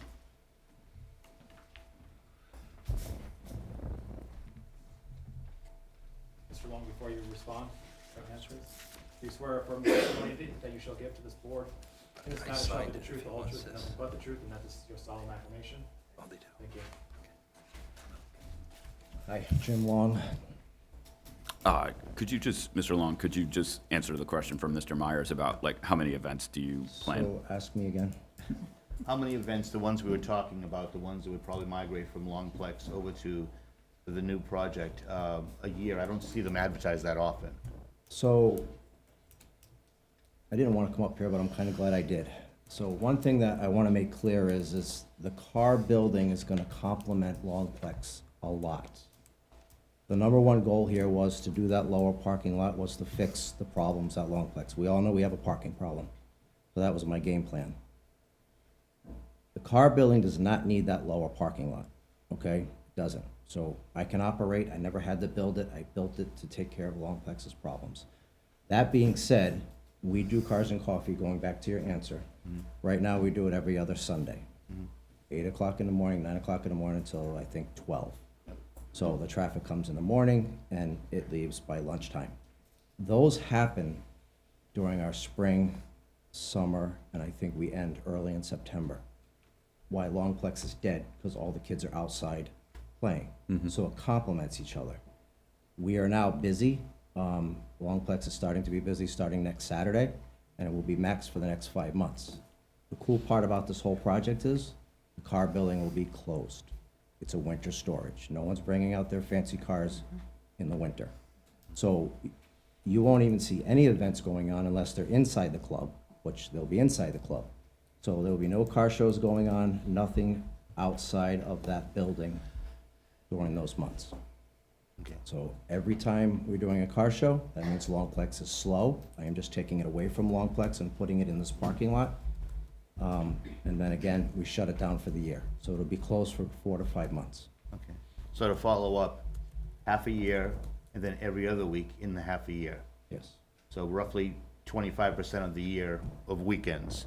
we're talking That's what about. I'm doing now. It Right. doesn't mean I'm gonna try to grow that in this new Right. building. We're gonna try to do it every weekend, but that's its own world. We're taking that away from Longplex. Yeah, well, that's what I was meaning.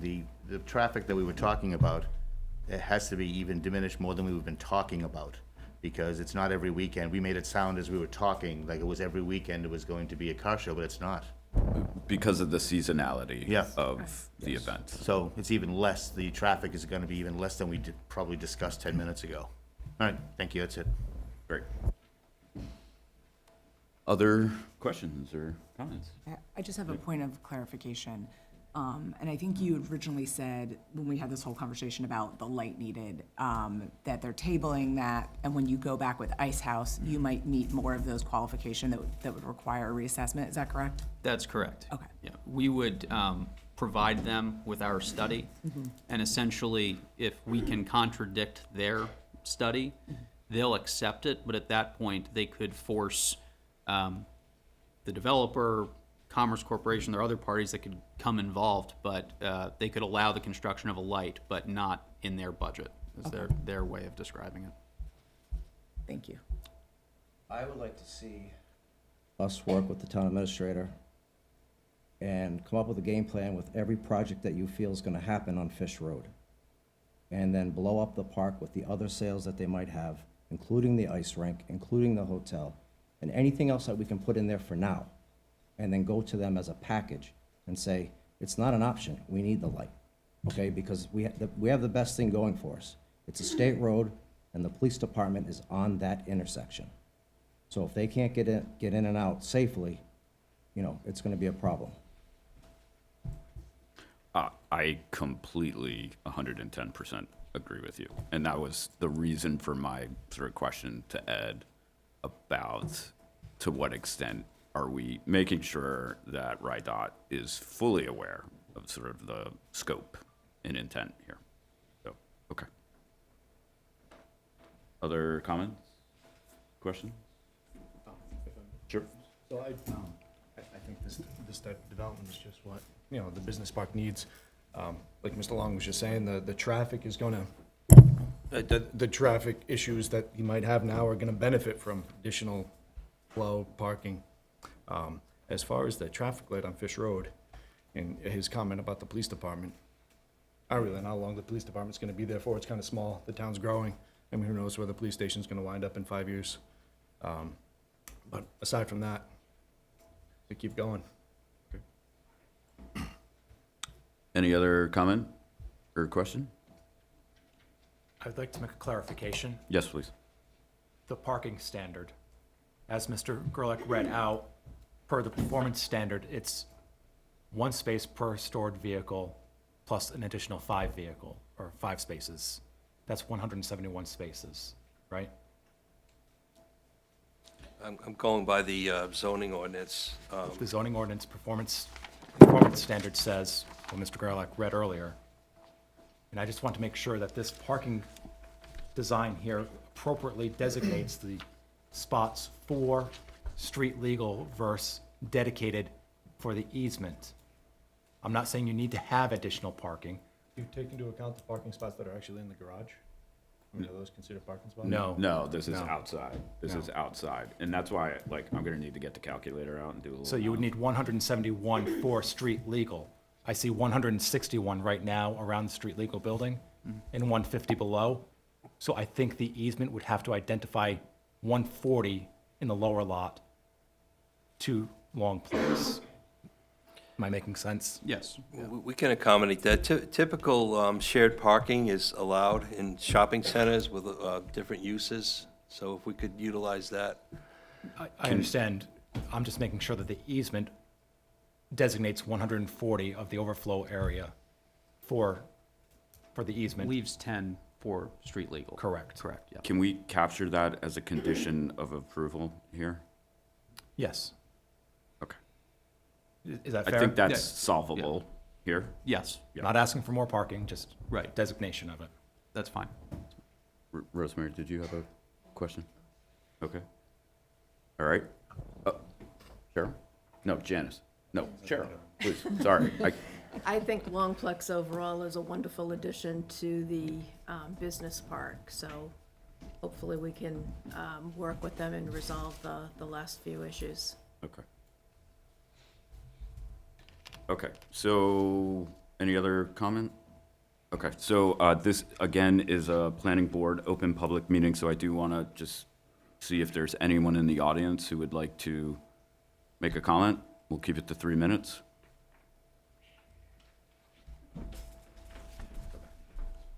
Thank you.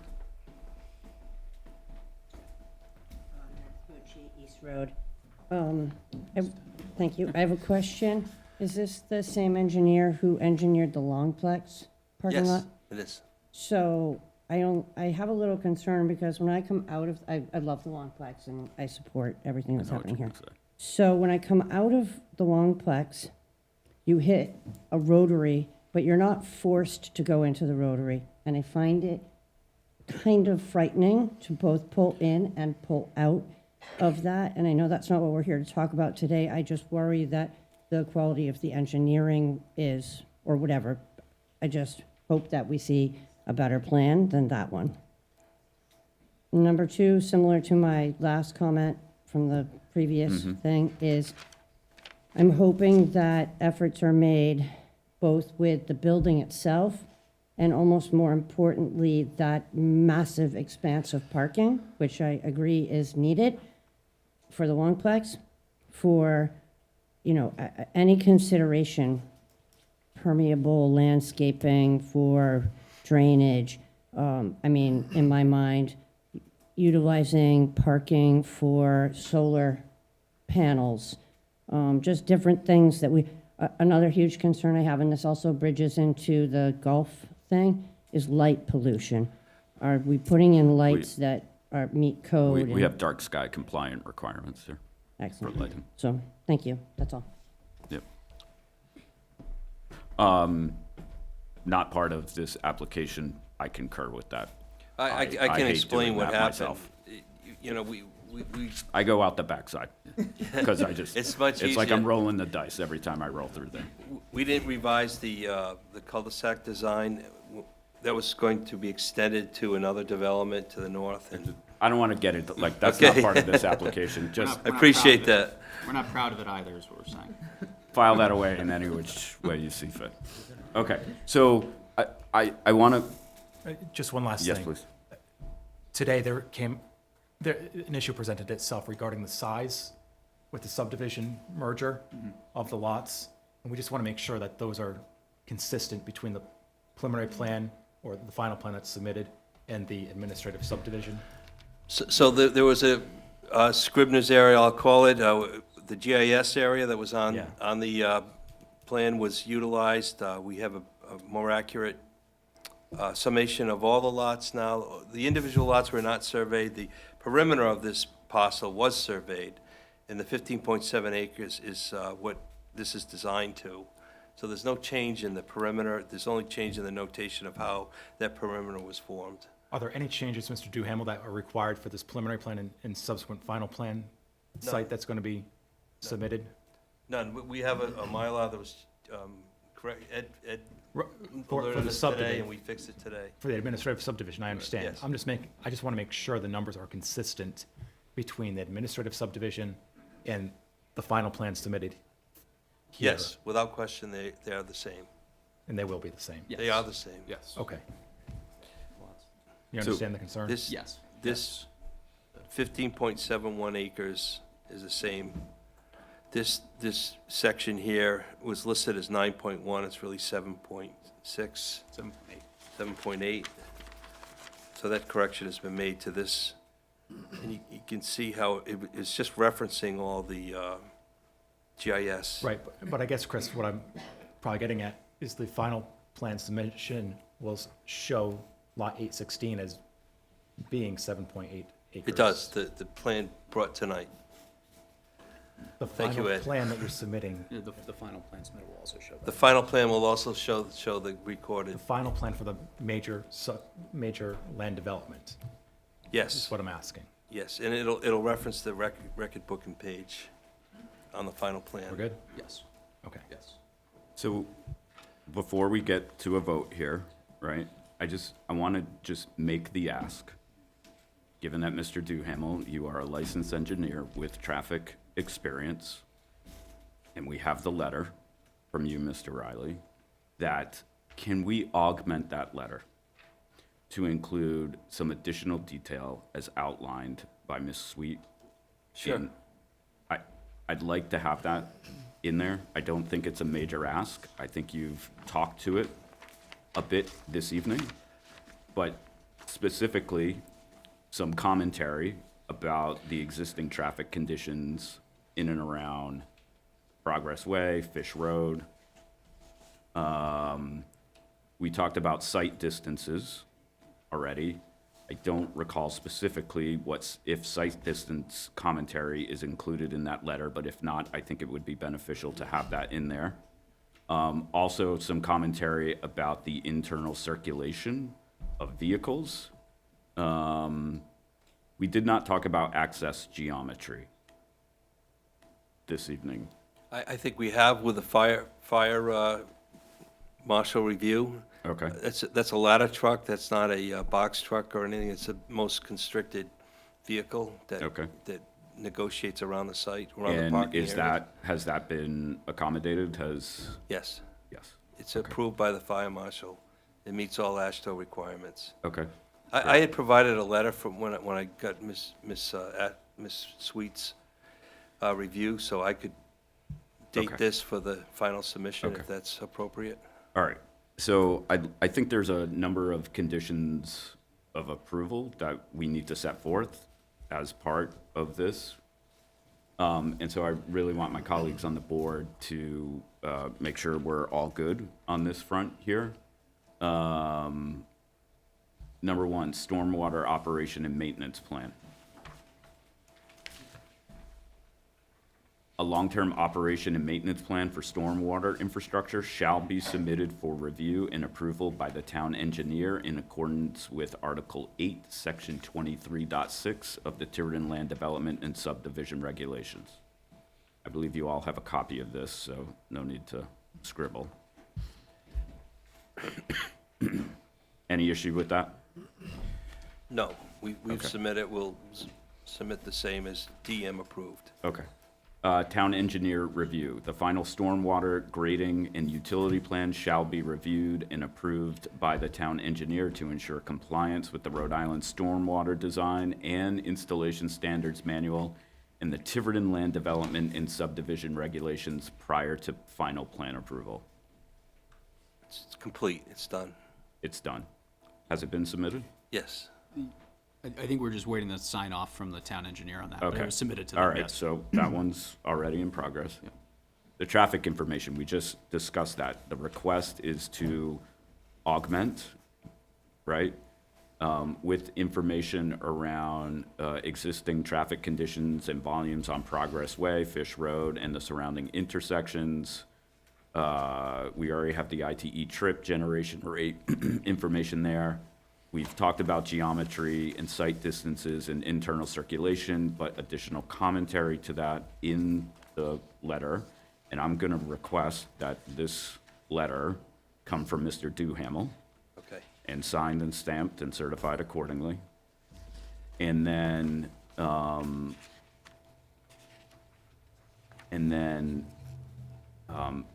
the last point there on traffic is additional commentary to address the interaction with the Longplex facility and any event-related parking or traffic. And then I would like to add another condition based on what we were just talking about before, which is clarification, so that the parking plans are going to meet the letter of the performance criteria here as articulated in the zoning ordinance, Article 6, Section 10, subsection 10 and 11. So those are the stated conditions of preliminary plan approval. Is there any additional commentary by the board or questions?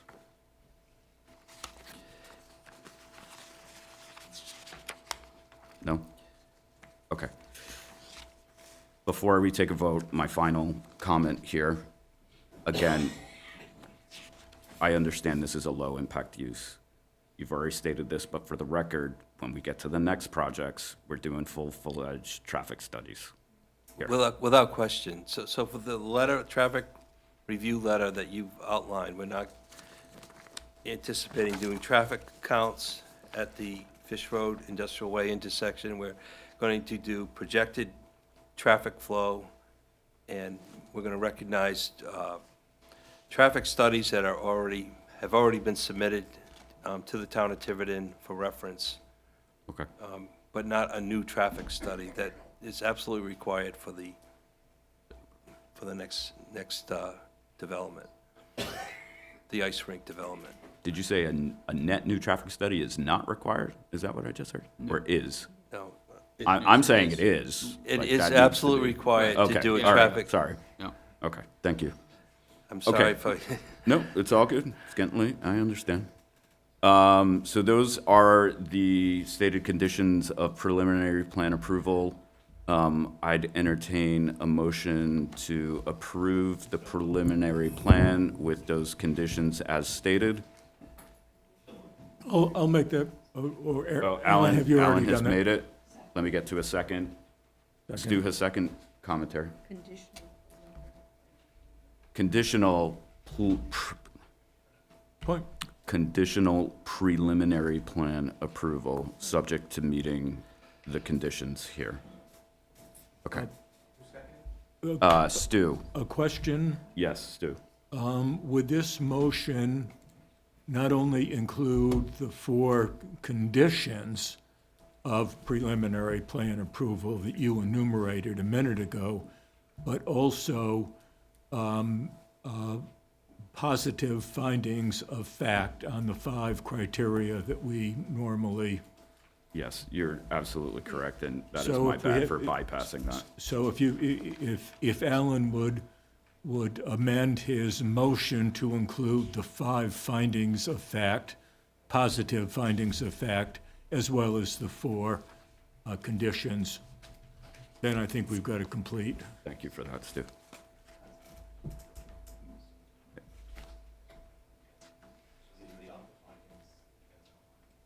Adopt the findings as outlined in my motion.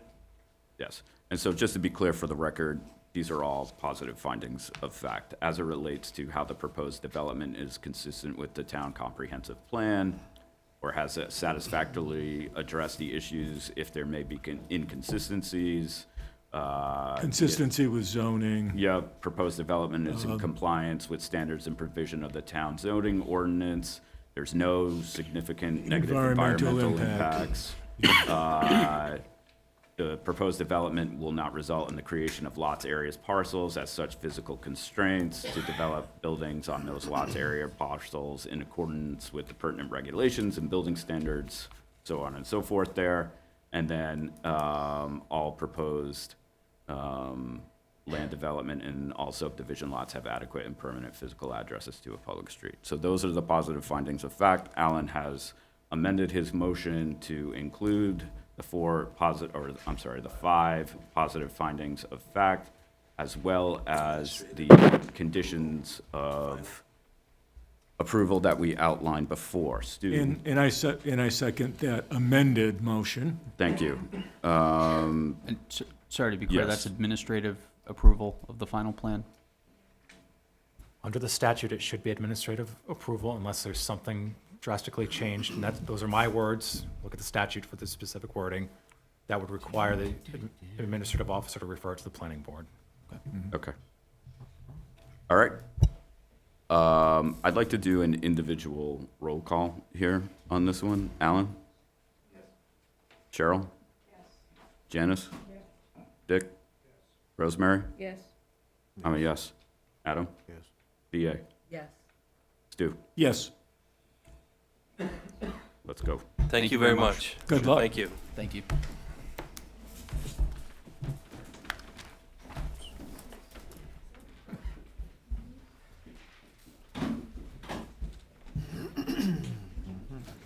Usually Ashley gives us a memo, you know, with all of that stuff spelled out, but I need like 30 seconds for a stretch here. These seats are so uncomfortable.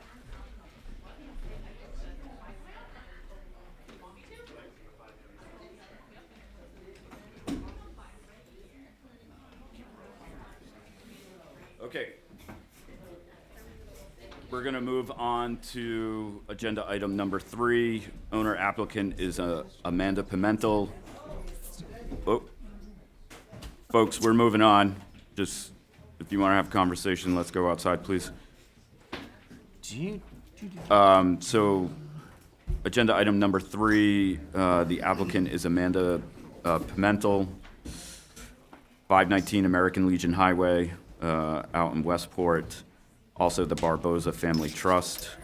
This is a petition for a minor land development and subdivision preliminary plan review and variances under Article 6, minor land development or subdivision, and Article 15, unified development review of the town of Tiverton's land development and subdivision regulations. I'm sure the applicant will get into the details here about what we're talking about to propose.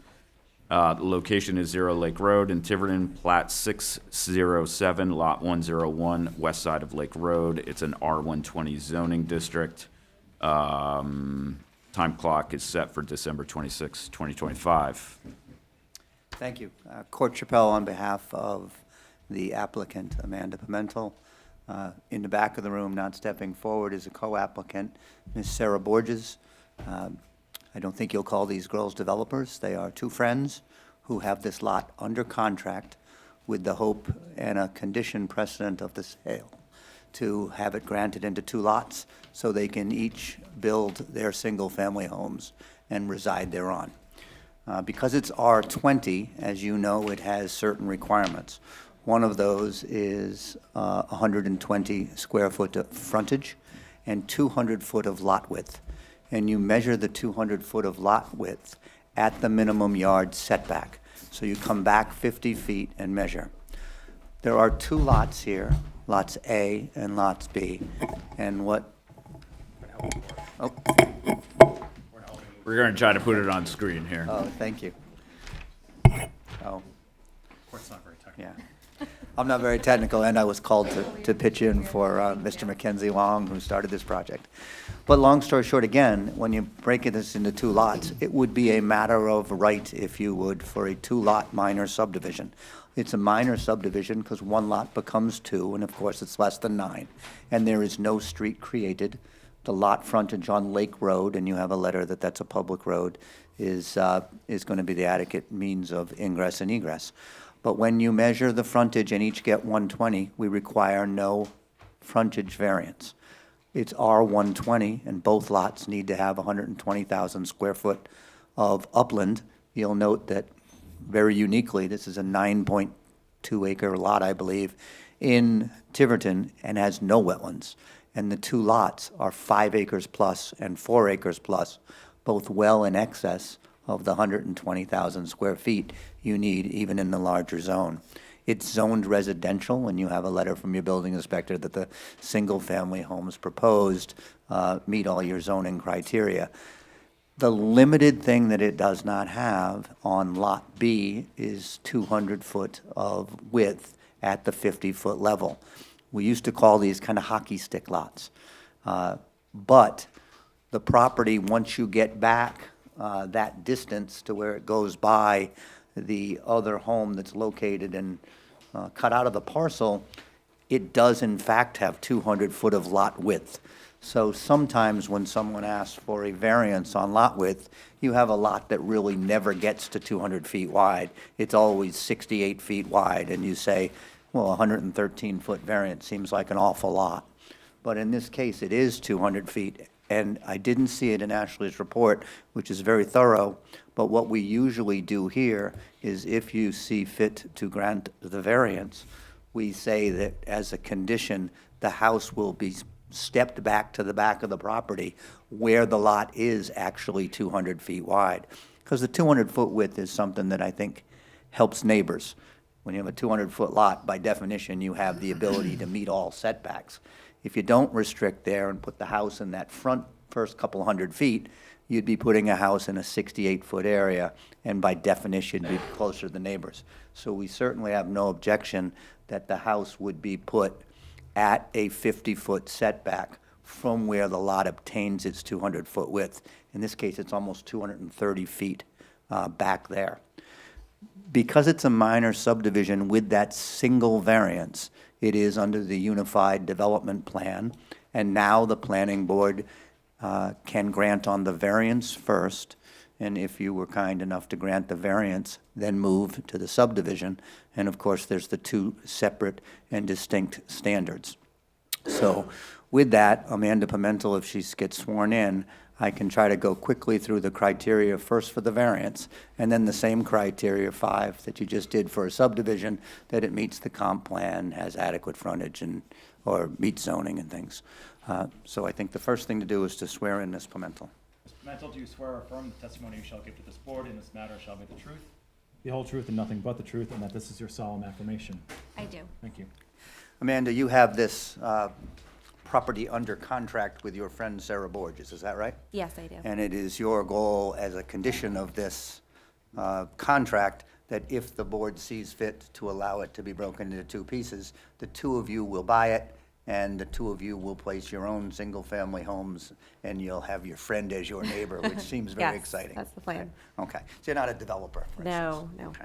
And when we talk about variances, there's a specific standard, and one of the standards is that the reason we need a variance is because of the unique characteristics of the lot. Yes, that's Understand correct. that? Well, this lot is certainly much more than, it's more than 400 feet once you Yes. step back off the road, but because of the unique shape of it, where it's been cut out in the past, not by you, No. but been cut out by the past, absent some type of relief, this 9-acre lot would have to be sustained as a single-family house lot, as opposed to the two that you wish to do it, right? Yes.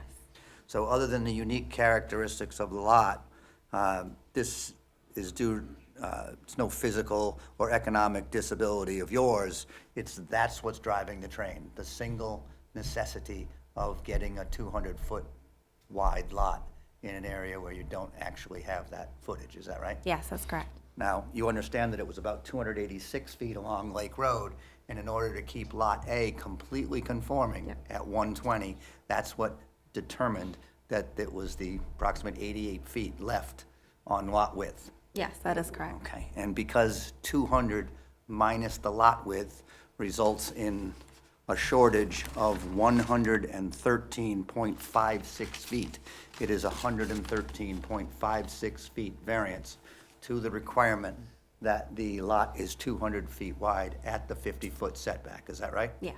But because of where you're placing your house on the back of the property, it will in fact be more than 200 feet wide. Yes, it So will be. you will require no sideline setback variances, no front yard setback variance, no rear yard variance.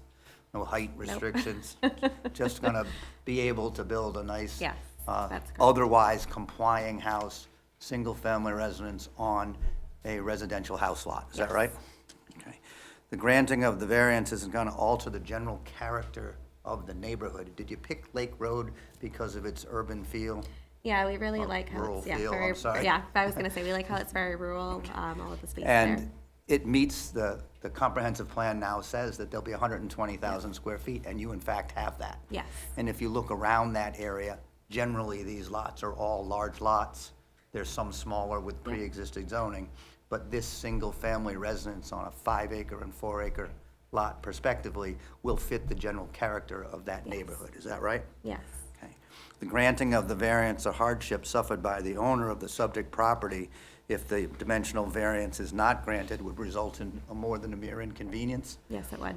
I understand that's a strange standard, but in this case, more than a mere inconvenience is you can't live with your friend and turn a 9-acre lot into 2 lots unless some reasonable relief is granted. Is that right? Exactly, that is correct. And the way you drew it, you could have split the relief, I guess, between the left lot and the right lot, but you were encouraged to make one lot completely conforming and then make the other lot a single variance. Is that right? Yes, that's correct. So this is a reasonable relief necessary to achieve your goal of having single-family house lots in a single-family area next door to your buddy. Yes, that's correct. Okay.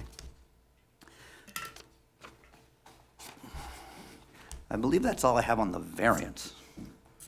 Now, I can do, my understanding, and Todd can say it, I think you'd have to vote on the variance first before you go forward, and I could either put the requirements now on for a minor subdivision, which I think are pretty straightforward, or you could vote and then do it. That's Do we have certainly up to the preference? board Is it and your cleaner to do preference. it one by one? We typically take all of the testimony first. Okay. And then I make sure you do the vote on the variance. Okay. Okay. Why don't we continue then? When it comes to a minor subdivision, there's always plans, there's always a criteria as well. And the first criteria is that it fits in the comprehensive community plan. Nothing we're doing on this subdivision is changing it from R120 large rural lots. Nothing we're doing is changing it from single-family residence. And by definition, it fits in the comprehensive plan as that use. Is that correct? Yes, that's correct. It's in compliance with the standards of the ordinance, and again, it's R120, it meets frontage, you'll meet all your setbacks. Yep. The single variance that's required, contemplated in your in our ordinance, is just for lot width. That's correct. And where you're committing to putting the house and making a condition, will in fact have that lot width. Yes. So you'll comply with the zoning ordinance if the variance is granted, is that right? Yes, that's correct. The third requirement is it won't have any significant environmental impacts in the development. Again, there's no road, there's no calculations of stormwater, they are simple driveways off of Lake Road to your house. The soil tests have been in the file and come back past at DEM. We've drawn where the wells can be drawn, so there'll be no variances between our well distances and our DEM distances. We have adequate room to make sure that we're more than 100 feet with our wells from any neighbors that not only have houses but may develop, because we can get them from the property lines. So there'll be no negative impact on each other and/or your immediate neighbors. Do you understand that? The lots that are created aren't going to have any physical constraints. They're basically just rectangle lots with the exception of a hockey stick, I call it, on the driveway. There'll be no impediments to getting in or getting out. Is that right? That's correct. And the lots both will front on Lake Road, a public road, where we have the Department of Transportation or Public Works saying that we have adequate access. There's no sightline issues, and we don't anticipate any issues in egress and ingress from adequate public streets. Is that right? Yes, that's correct. I believe that's all I have. Thank you. Straightforward? Okay, so we're going to take these one at a time? As is our practice, Okay. it's a unified development review, so we have to vote on the variance first. Okay.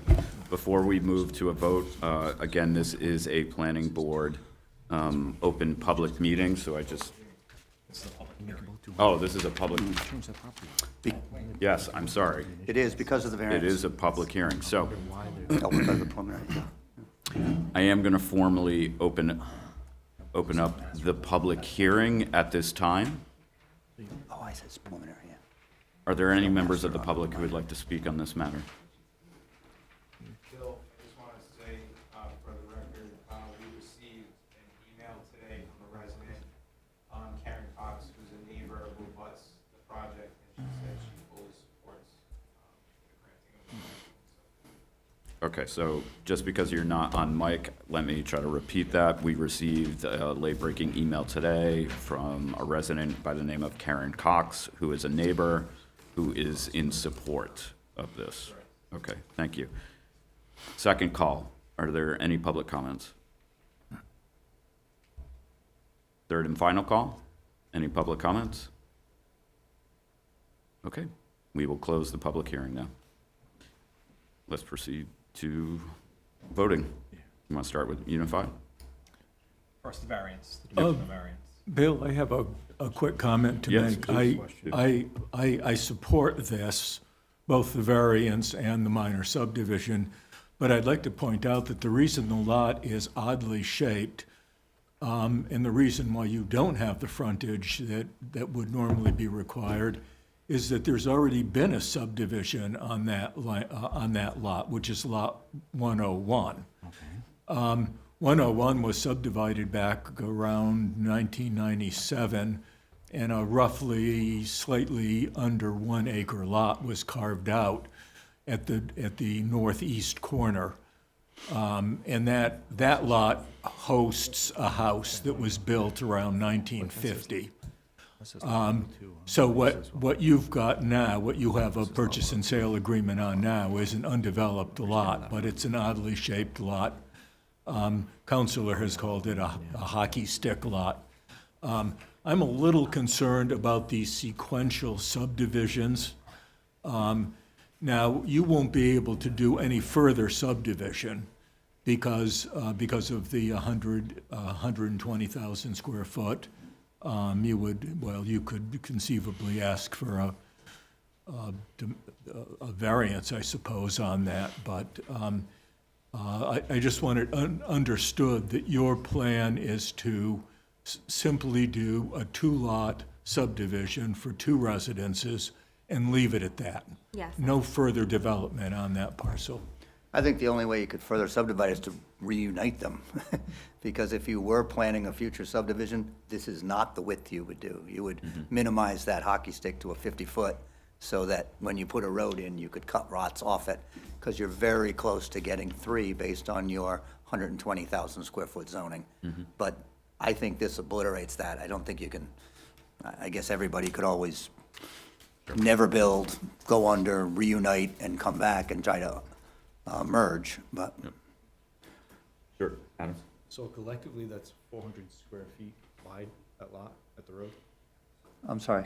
Collectively, the lot is 406 feet long at the road. So. No, the lot, I believe at So the road, so I'm it's, looking at the measurements on the plan, it says 286 and 120, right? I think 286 was the total, and then 120 is one, and 160 something is the resulting of the other. 166. It's confusing, I saw that too. Okay, and then 120. When you Okay, add so the that's 2 the difference. together, I Oh, think. the 3 of them are right along the front there. Oh, Right. okay. I saw that, get I it. think Okay, it's thank you. confusing. I'm looking at 287 plus 120, I'm like, well, you Right. could just jog that a little bit and be all set, man. Okay, Right. thank you. Yeah, that was collective, the other All one. right, Thanks. Rosemary, did you have a? Yeah, I travel, I'm not opposed to this, but I travel Lake Road quite a bit lately, and you'll have to get physical alteration permits from the DPW director for driveways on Lake Road. I would have liked to seen 1 driveway and maybe gone for a rural residential. What do you think, Cord? No? It makes it I think- easier to get out. Well, Just if an my, observation. if my friend and I were building in the back, I'd have 1 driveway because I'm cheap and I don't want 2. That's what I would do. But I think if the DOT has a problem with 2 driveways, certainly that would be a solution to do that. It's I wet. don't know if future owners someday have a bigger problem without individual driveways. A nice easement, Right. but just an observation, but good luck with it. Thank you. Any other comments or questions by the board? In which case, I'd like to make a motion. Oh, I just, we have a very healthy attachment to trees here, and I see a lot of trees. So, not for now, but when you come back, if, minimize the impact of trees, just because if you're putting in a well that filters water, it creates the more potable water, things of that nature, so. Just clarify that, like, that's not coming back. They're not coming back here. Right. So I'd like to, with the chair's permission, if we're ready for it, I'll make a motion under the power that the planning board has for unified development review to grant dimensional relief, a dimensional variance of 113.56 feet.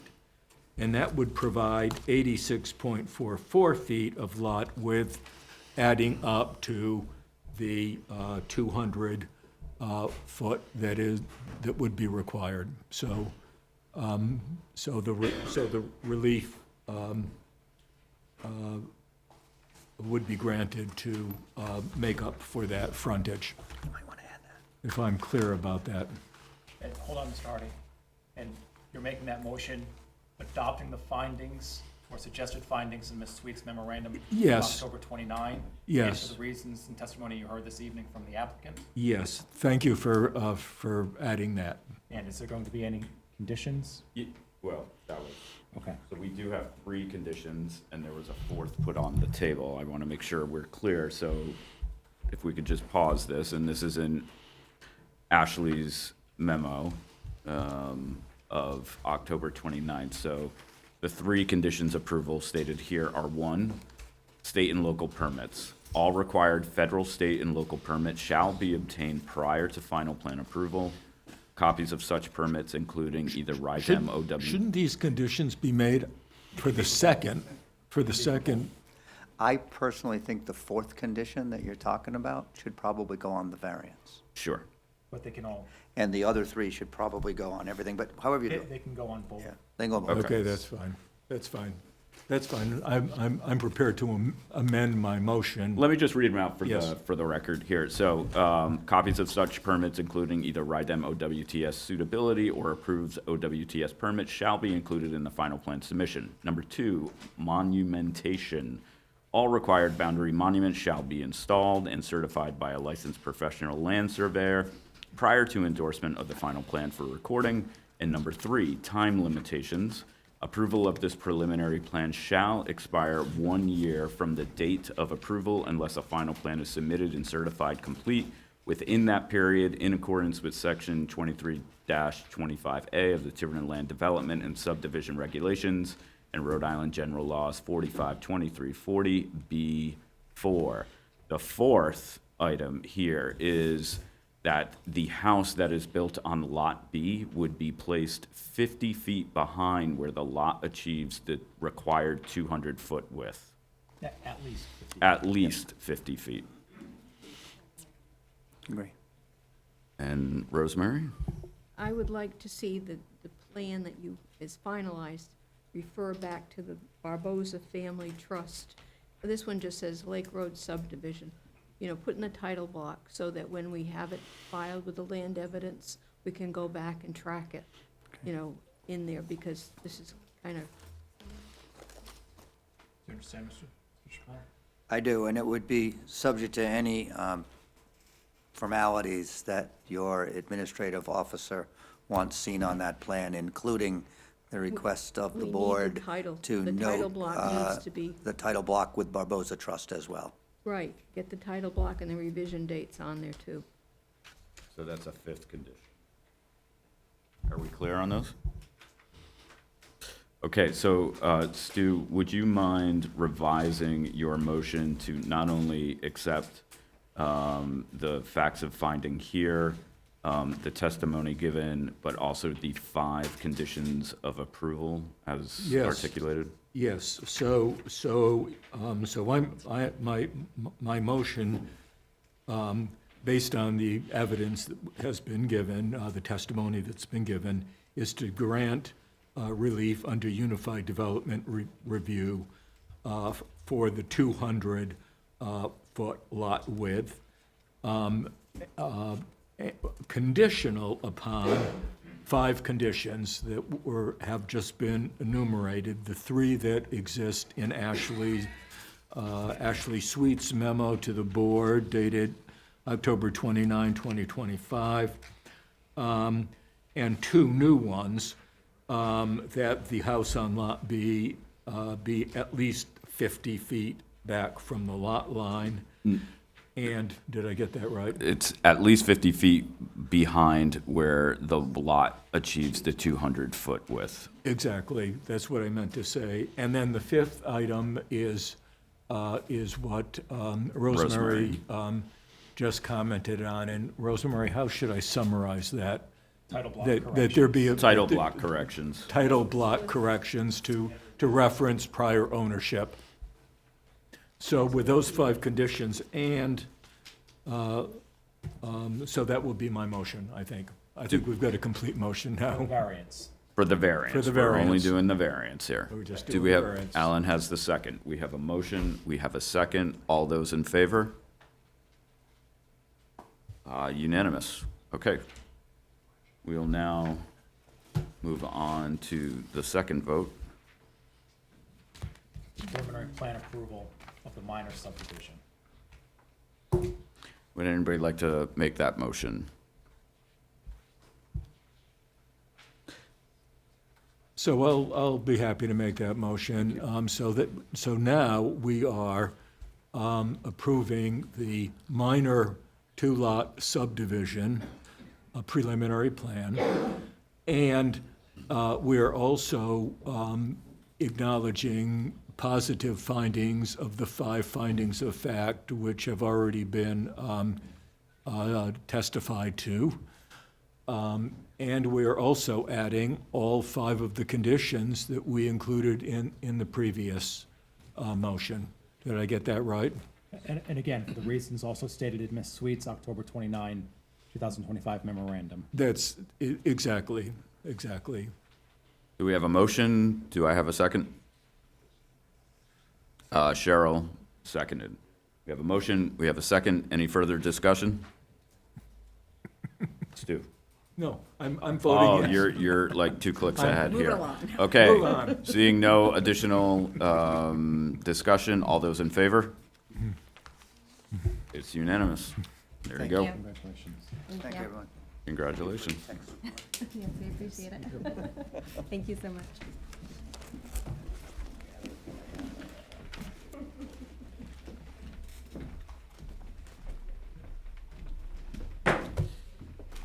Okay.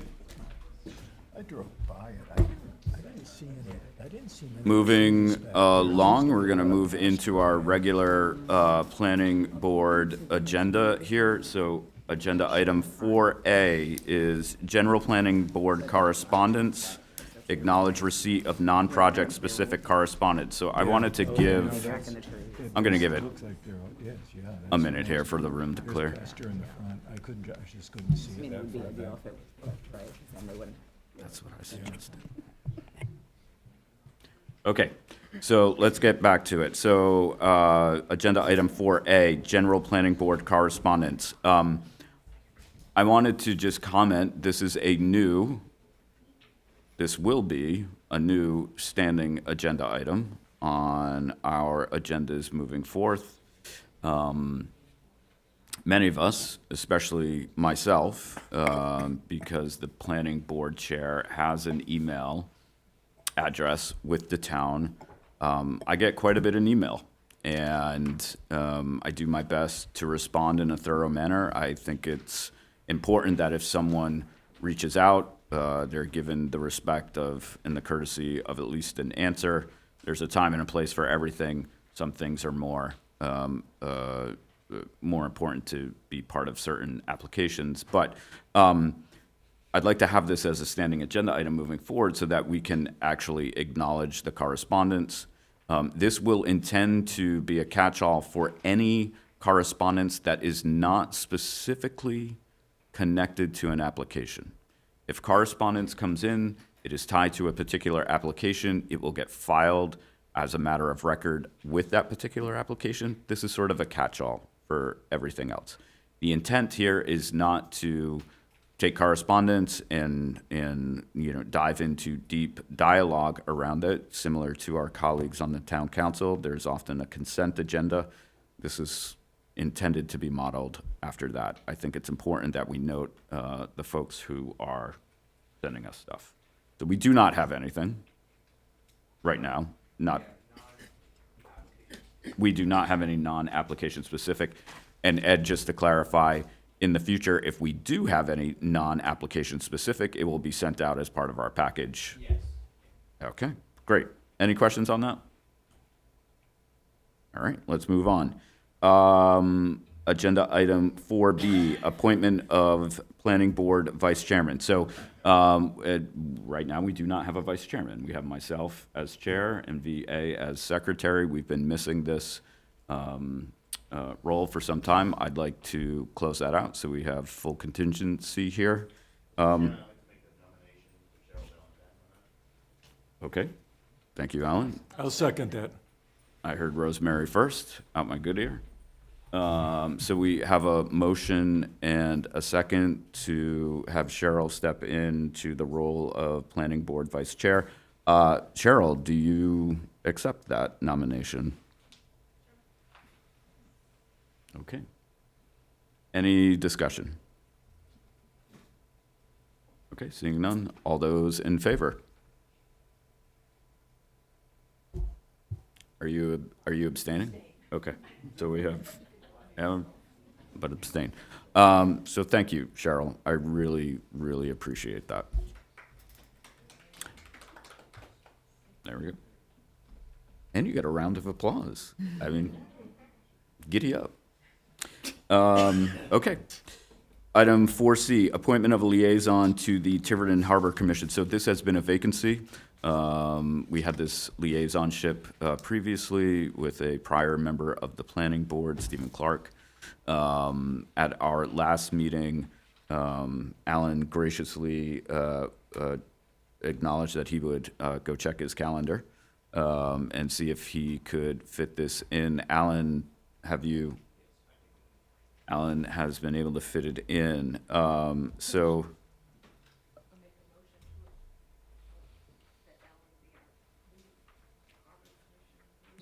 Second. ooh, I heard Stu this time. So we have a motion and a second. Any discussion? Seeing none, all those in favor? Unanimous. Alan, thank you as well. Ed, can we get some correspondence out to the Harbor Commission, letting them know of this liaisonship? And maybe we can get Alan the details on when they meet. I don't remember. You got that? Okay. Alan, thank you for stepping into that. Appreciate that. We're going to move on to item 4D, which is the approval of minutes. We have 3 sets of minutes. We'll take them one by one here. First up is the minutes of our September 9th, 2025 meeting. I actually found something of substance here. So, Ed, on page 7, do you know what I'm about to say, or? It just looks like the paragraph middle of the page, Miss Eva asked how the proposed condominium association would maintain. It looks like it just drops off, like it's missing, and then we get into what I believe were folks who gave comments. So we need to just tighten that up there. Any other substantive comments on the September 9th minutes? All right, seeing none, entertain a motion to accept the minutes of September 9th, 2025. So moved. Stu. Second. Dick with the second. All those in favor? All right, great. Let's move on. Next up are the minutes of our September 11th workshop with the University of Rhode Island staff around our groundwater study here. Did anyone find any substantive issues to talk about? Seeing none, I'll entertain a motion to accept the minutes of our September 11th, 2025 workshop with URI. Second. Alan with the motion and Stu with the second. All those in favor? VA is abstaining because she's not here. Was not there, sorry. I'm not You- here You either are right here now. tonight. It's some mirage, guys. You are here tonight, but was not at the September 11th workshop. Final minutes of our September 15th, 2025 site walk of the Stafford Farm condominium project. Does anyone have any comments of substance on that one? All right, seeing none. All those in favor? All right, so we have Alan, Gerald, Janice, Dick, Rosemary, Stu. I am who's abstaining here? It's the three of us because we weren't there. So, okay. Did somebody actually make that motion? I'm sorry. Clearly, it is. I'm running out of steam here. I'd like to entertain a motion to accept. Okay, Alan. And I second. Okay, let's redo that. Just to be very. No, I appreciate that. I apologize. Very Robert's Rules of Order here. It's getting late.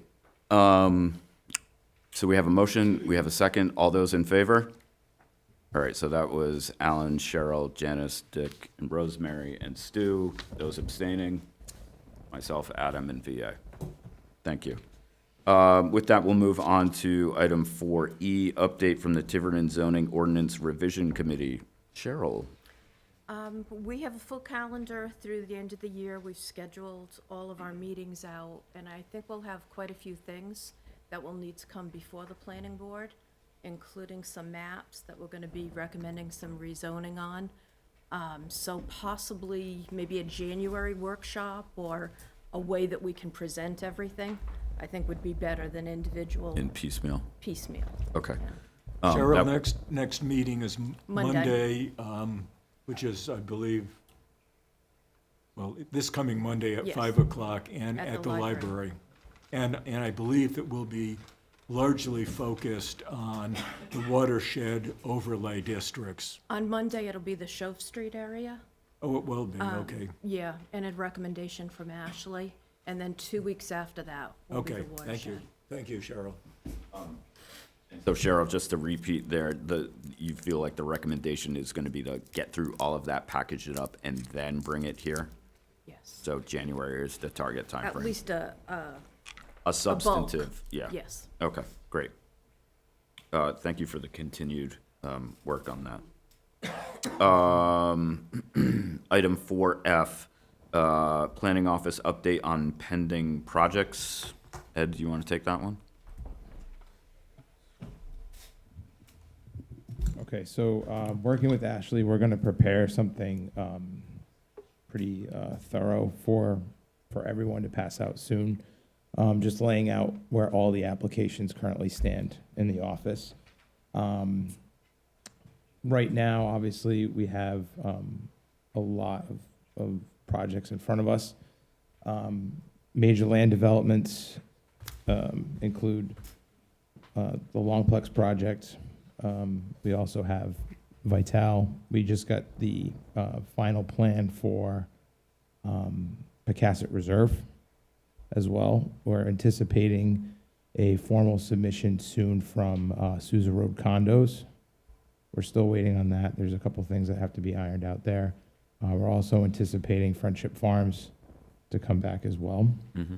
There's also a proposed cannabis dispensary. We saw that concept a while back. That's on the horizon as well. So those kind of outline the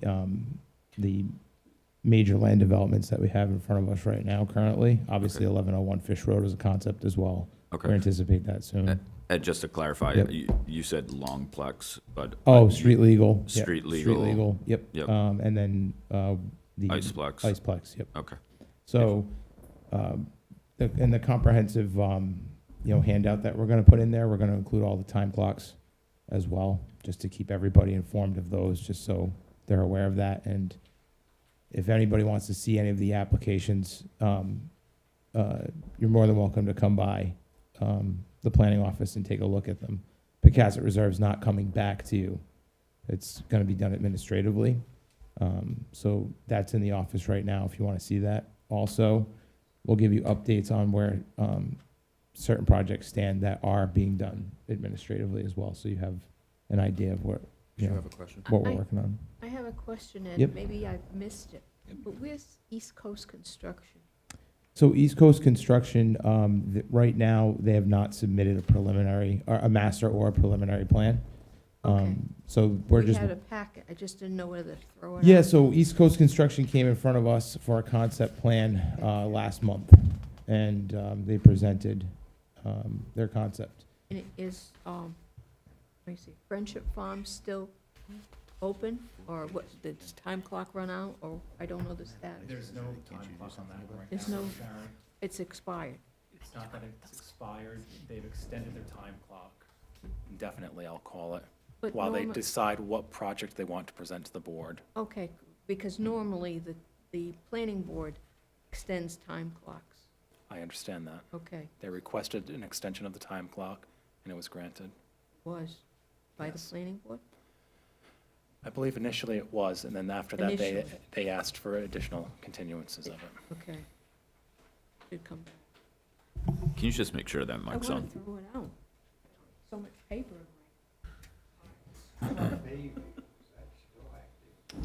Bayview, the one behind the proposed gas station?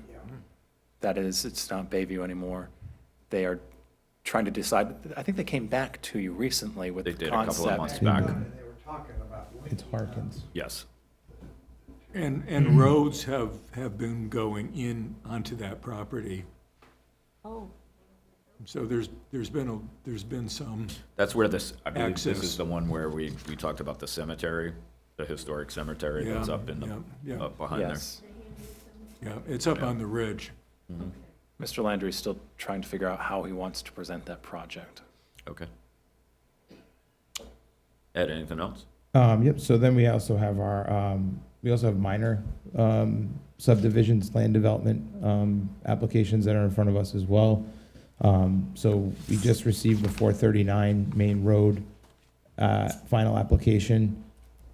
That has not been certified complete yet, but we're still going through that. The certification is due next week, so we'll be issuing a decision on that next week. And the materials will be in the office if anybody wants to come by and see them, if that is certified complete. Also, we have Stafford Farms, which is going to be coming back to you soon. There was a change in the plan. They're going to be moving some of the development out of the watershed, and also putting an egress that goes out onto Old Stafford as well. So those changes are being made. We also have some other minor land developments. There's another minor subdivision that will be coming in front of you for unified development review in December. That was submitted by Bill Smith, as well as the Baja's Cat Rescue that came in. The final plan for that development plan review is also pending.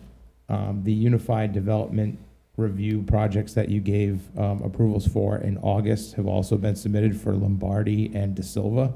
So we are currently reviewing those. And that's it for the minor land development at this time. So 331 has not come back. 331 Main. Main, 331 Main, yeah, correct. It has not come back yet. They haven't come back for final plan. No, they have not. you said that Mr. Landry's trying to figure out how to tie. Is it Oxford or is it the Northborough one? The Northborough, North- the Northborough one, right behind the proposed Okay. gas station. He's What trying to, about the Oxford? Is that Oxford? I think it was called Oxford at one time, the Well, next that development has- over, but right? What about the other one, Gillis? The one with Northborough, there's two. One goes this way and the other one goes up. I have no idea of what you're talking about. I know the gas station, Bayview, which surrounds the gas station, and then the one next to it was Oxford or Northborough. Bayview was actually 52 condominium units that was Northborough. Yeah. That was owned by Northborough. That was approved years ago in the Yeah. late 1980s or. That one there, and that's the one Mr. Landry was also Yeah. working on. I thought. Senior Mr. Landry came to you and proposed connecting that to the Park. Cassett Reserve, correct? Right, right. We have not heard anything more about that. So I think it will be good to get that artifact that Ed, you and Ashley are preparing. I think that will make for a robust discussion. Can we make sure that we have that for our December 2nd? It's going to be a limited discussion. Yes, given, Right, but yeah. just an acknowledgement status, of everything's there. We can talk about what we're doing in the office in terms of, currently, we're developing the OpenGov portal as well. That's. So this is the portal to take in all of the applications, automated, help Correct. with certification of completeness. Correct. There's a lot to go through with this. It's the software if you remember what Ashley said, the software really wasn't really built out for our planning applications. We're trying to fit it the best we can to make it easier for applicants and staff to go through it. It's tedious. We've had a lot of help from our fire marshal, Captain Dan Murphy. He's come by several times to help to try to build out the program, because again, you have to build your own. Mhm. The state has helped us to a point, but there's a lot of things they can't do. Mhm. So we have to do that on our own. It's tedious, it's difficult, but we're getting through it. Is there a target date for delivery of that? I'm meeting with him next week, the end of next week, to try to finalize it. Once it's done, we're ready to go. Okay. So I'm hoping soon, because it will be helpful for us Yeah. to have that. And then once that's ready to launch, we'll have to obviously go back and make some updates on our own Town of Tiverton planning department and/or planning board sites to make sure that we're integrating Yeah, accordingly. that's another big one. We have to really get into the website Yep. for a lot of different reasons. So Okay. Yeah, and the new website looks great, by the way. It's like. It does, yeah. It's a great improvement. So, okay. Just on some just items that we're going to be working on the website, just better communication overall with the public. Try to make easier to find certain documents, make it easier to find meeting locations, dates, changes, anything like that. So it's right there on our page. We can update it pretty quickly. So the turnaround is fairly quick. So if we make a change to a meeting, if we form a workshop, we can post it and have it updated on our page. So that's important. And then I also have, do you want to get the URI water study? Yeah, maybe just a super quick update there. All right, quick update. We took testing samples on October 28th. We got results back for which one was it? It was the bacteria tests. So they're gonna be doing the more thorough study now. Mhm. We had about 21 participants, which URI thanked us for that, because we've been probably one of the best towns in terms of participation that they've had. So that's great. good. Thank you to Yeah. all the participants. Yep, and just, I'll take that note to thank you, Ed, for all of your coordination, Stu, for being a liaison there. I think the team effort there to get all of that pulled together and executed was a lot. But if URI team is saying we're shining in terms of community involvement, then we'll take that.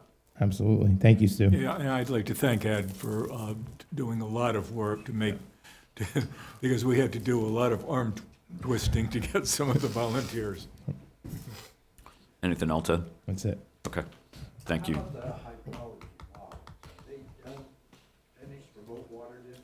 Haven't Not done seen- yet. Yep. They're not done, and just a programming note, we're aiming to have both water districts come before us at our December 2nd meeting to give just a general update on things, and we'll dive into that there. And the wastewater district. Wastewater will round out the trifecta. Correct. There. Yep. Okay, Ed, thank you. Let's move on to agenda item 4G. This is consideration of the zoning ordinance amendments and recommendation to the town council on the adoption of the same. So just to recap, and then I'll turn it over to Todd for some color commentary here.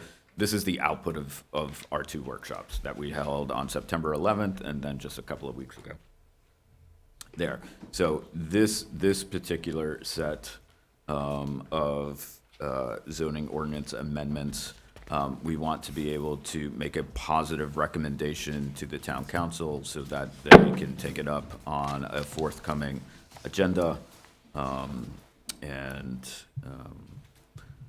hopefully get those passed. So, Todd, anything else you would add to that? There are 2 changes I want to make.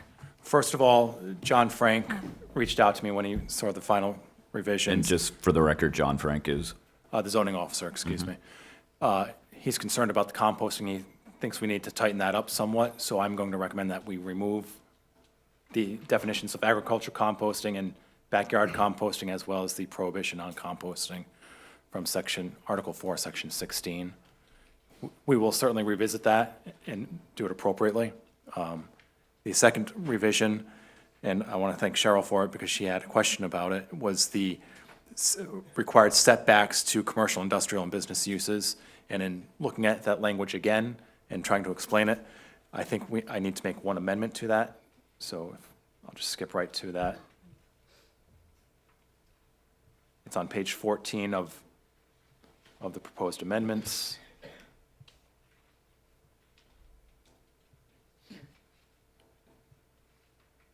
And this is the section, the underlined section that I'm talking about. Do you want that larger? Maybe a click or 2.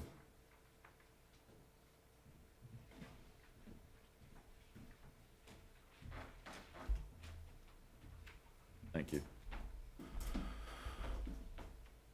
I want to make it clear that the increased setbacks are only where the commercial, industrial, or business use abuts a residential zone.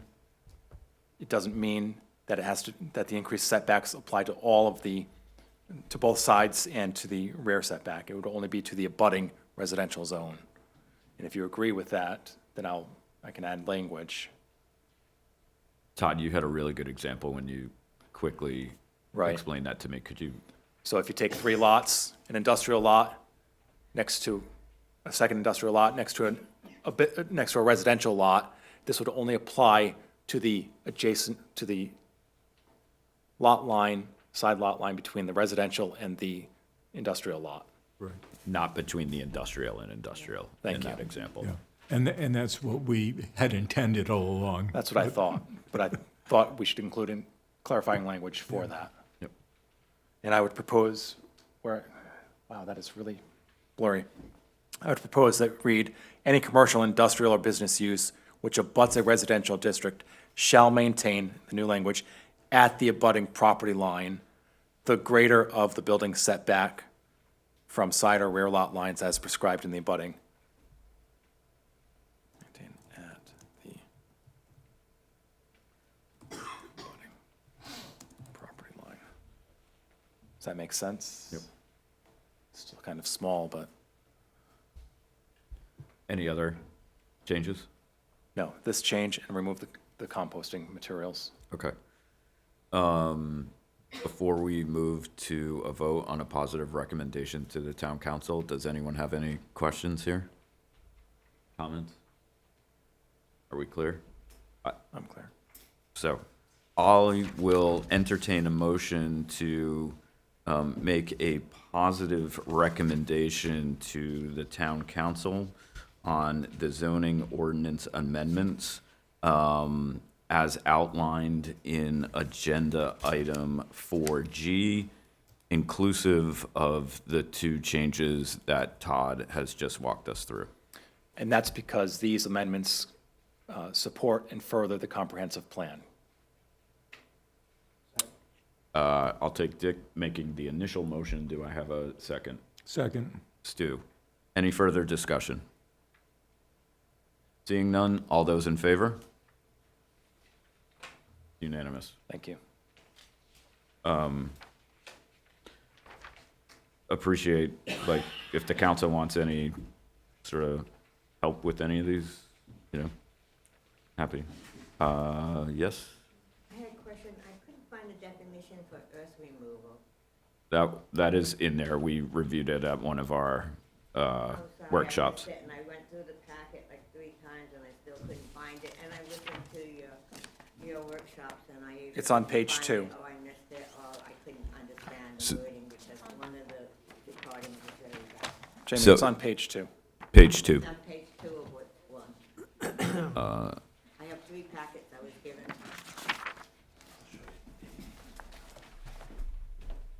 Okay. So we're going to move on to agenda item 4H, consideration of subdivision regulation amendments. And we want to be able to move to a public hearing and approve the costs of advertising there. So again, this is output of our last couple of workshops here. All of the proposed amendments are spelled out in excruciating detail in agenda item 4H. Yeah, I apologize for the length of those agenda items, but I want to make sure everyone knows what's going on. Okay. Right?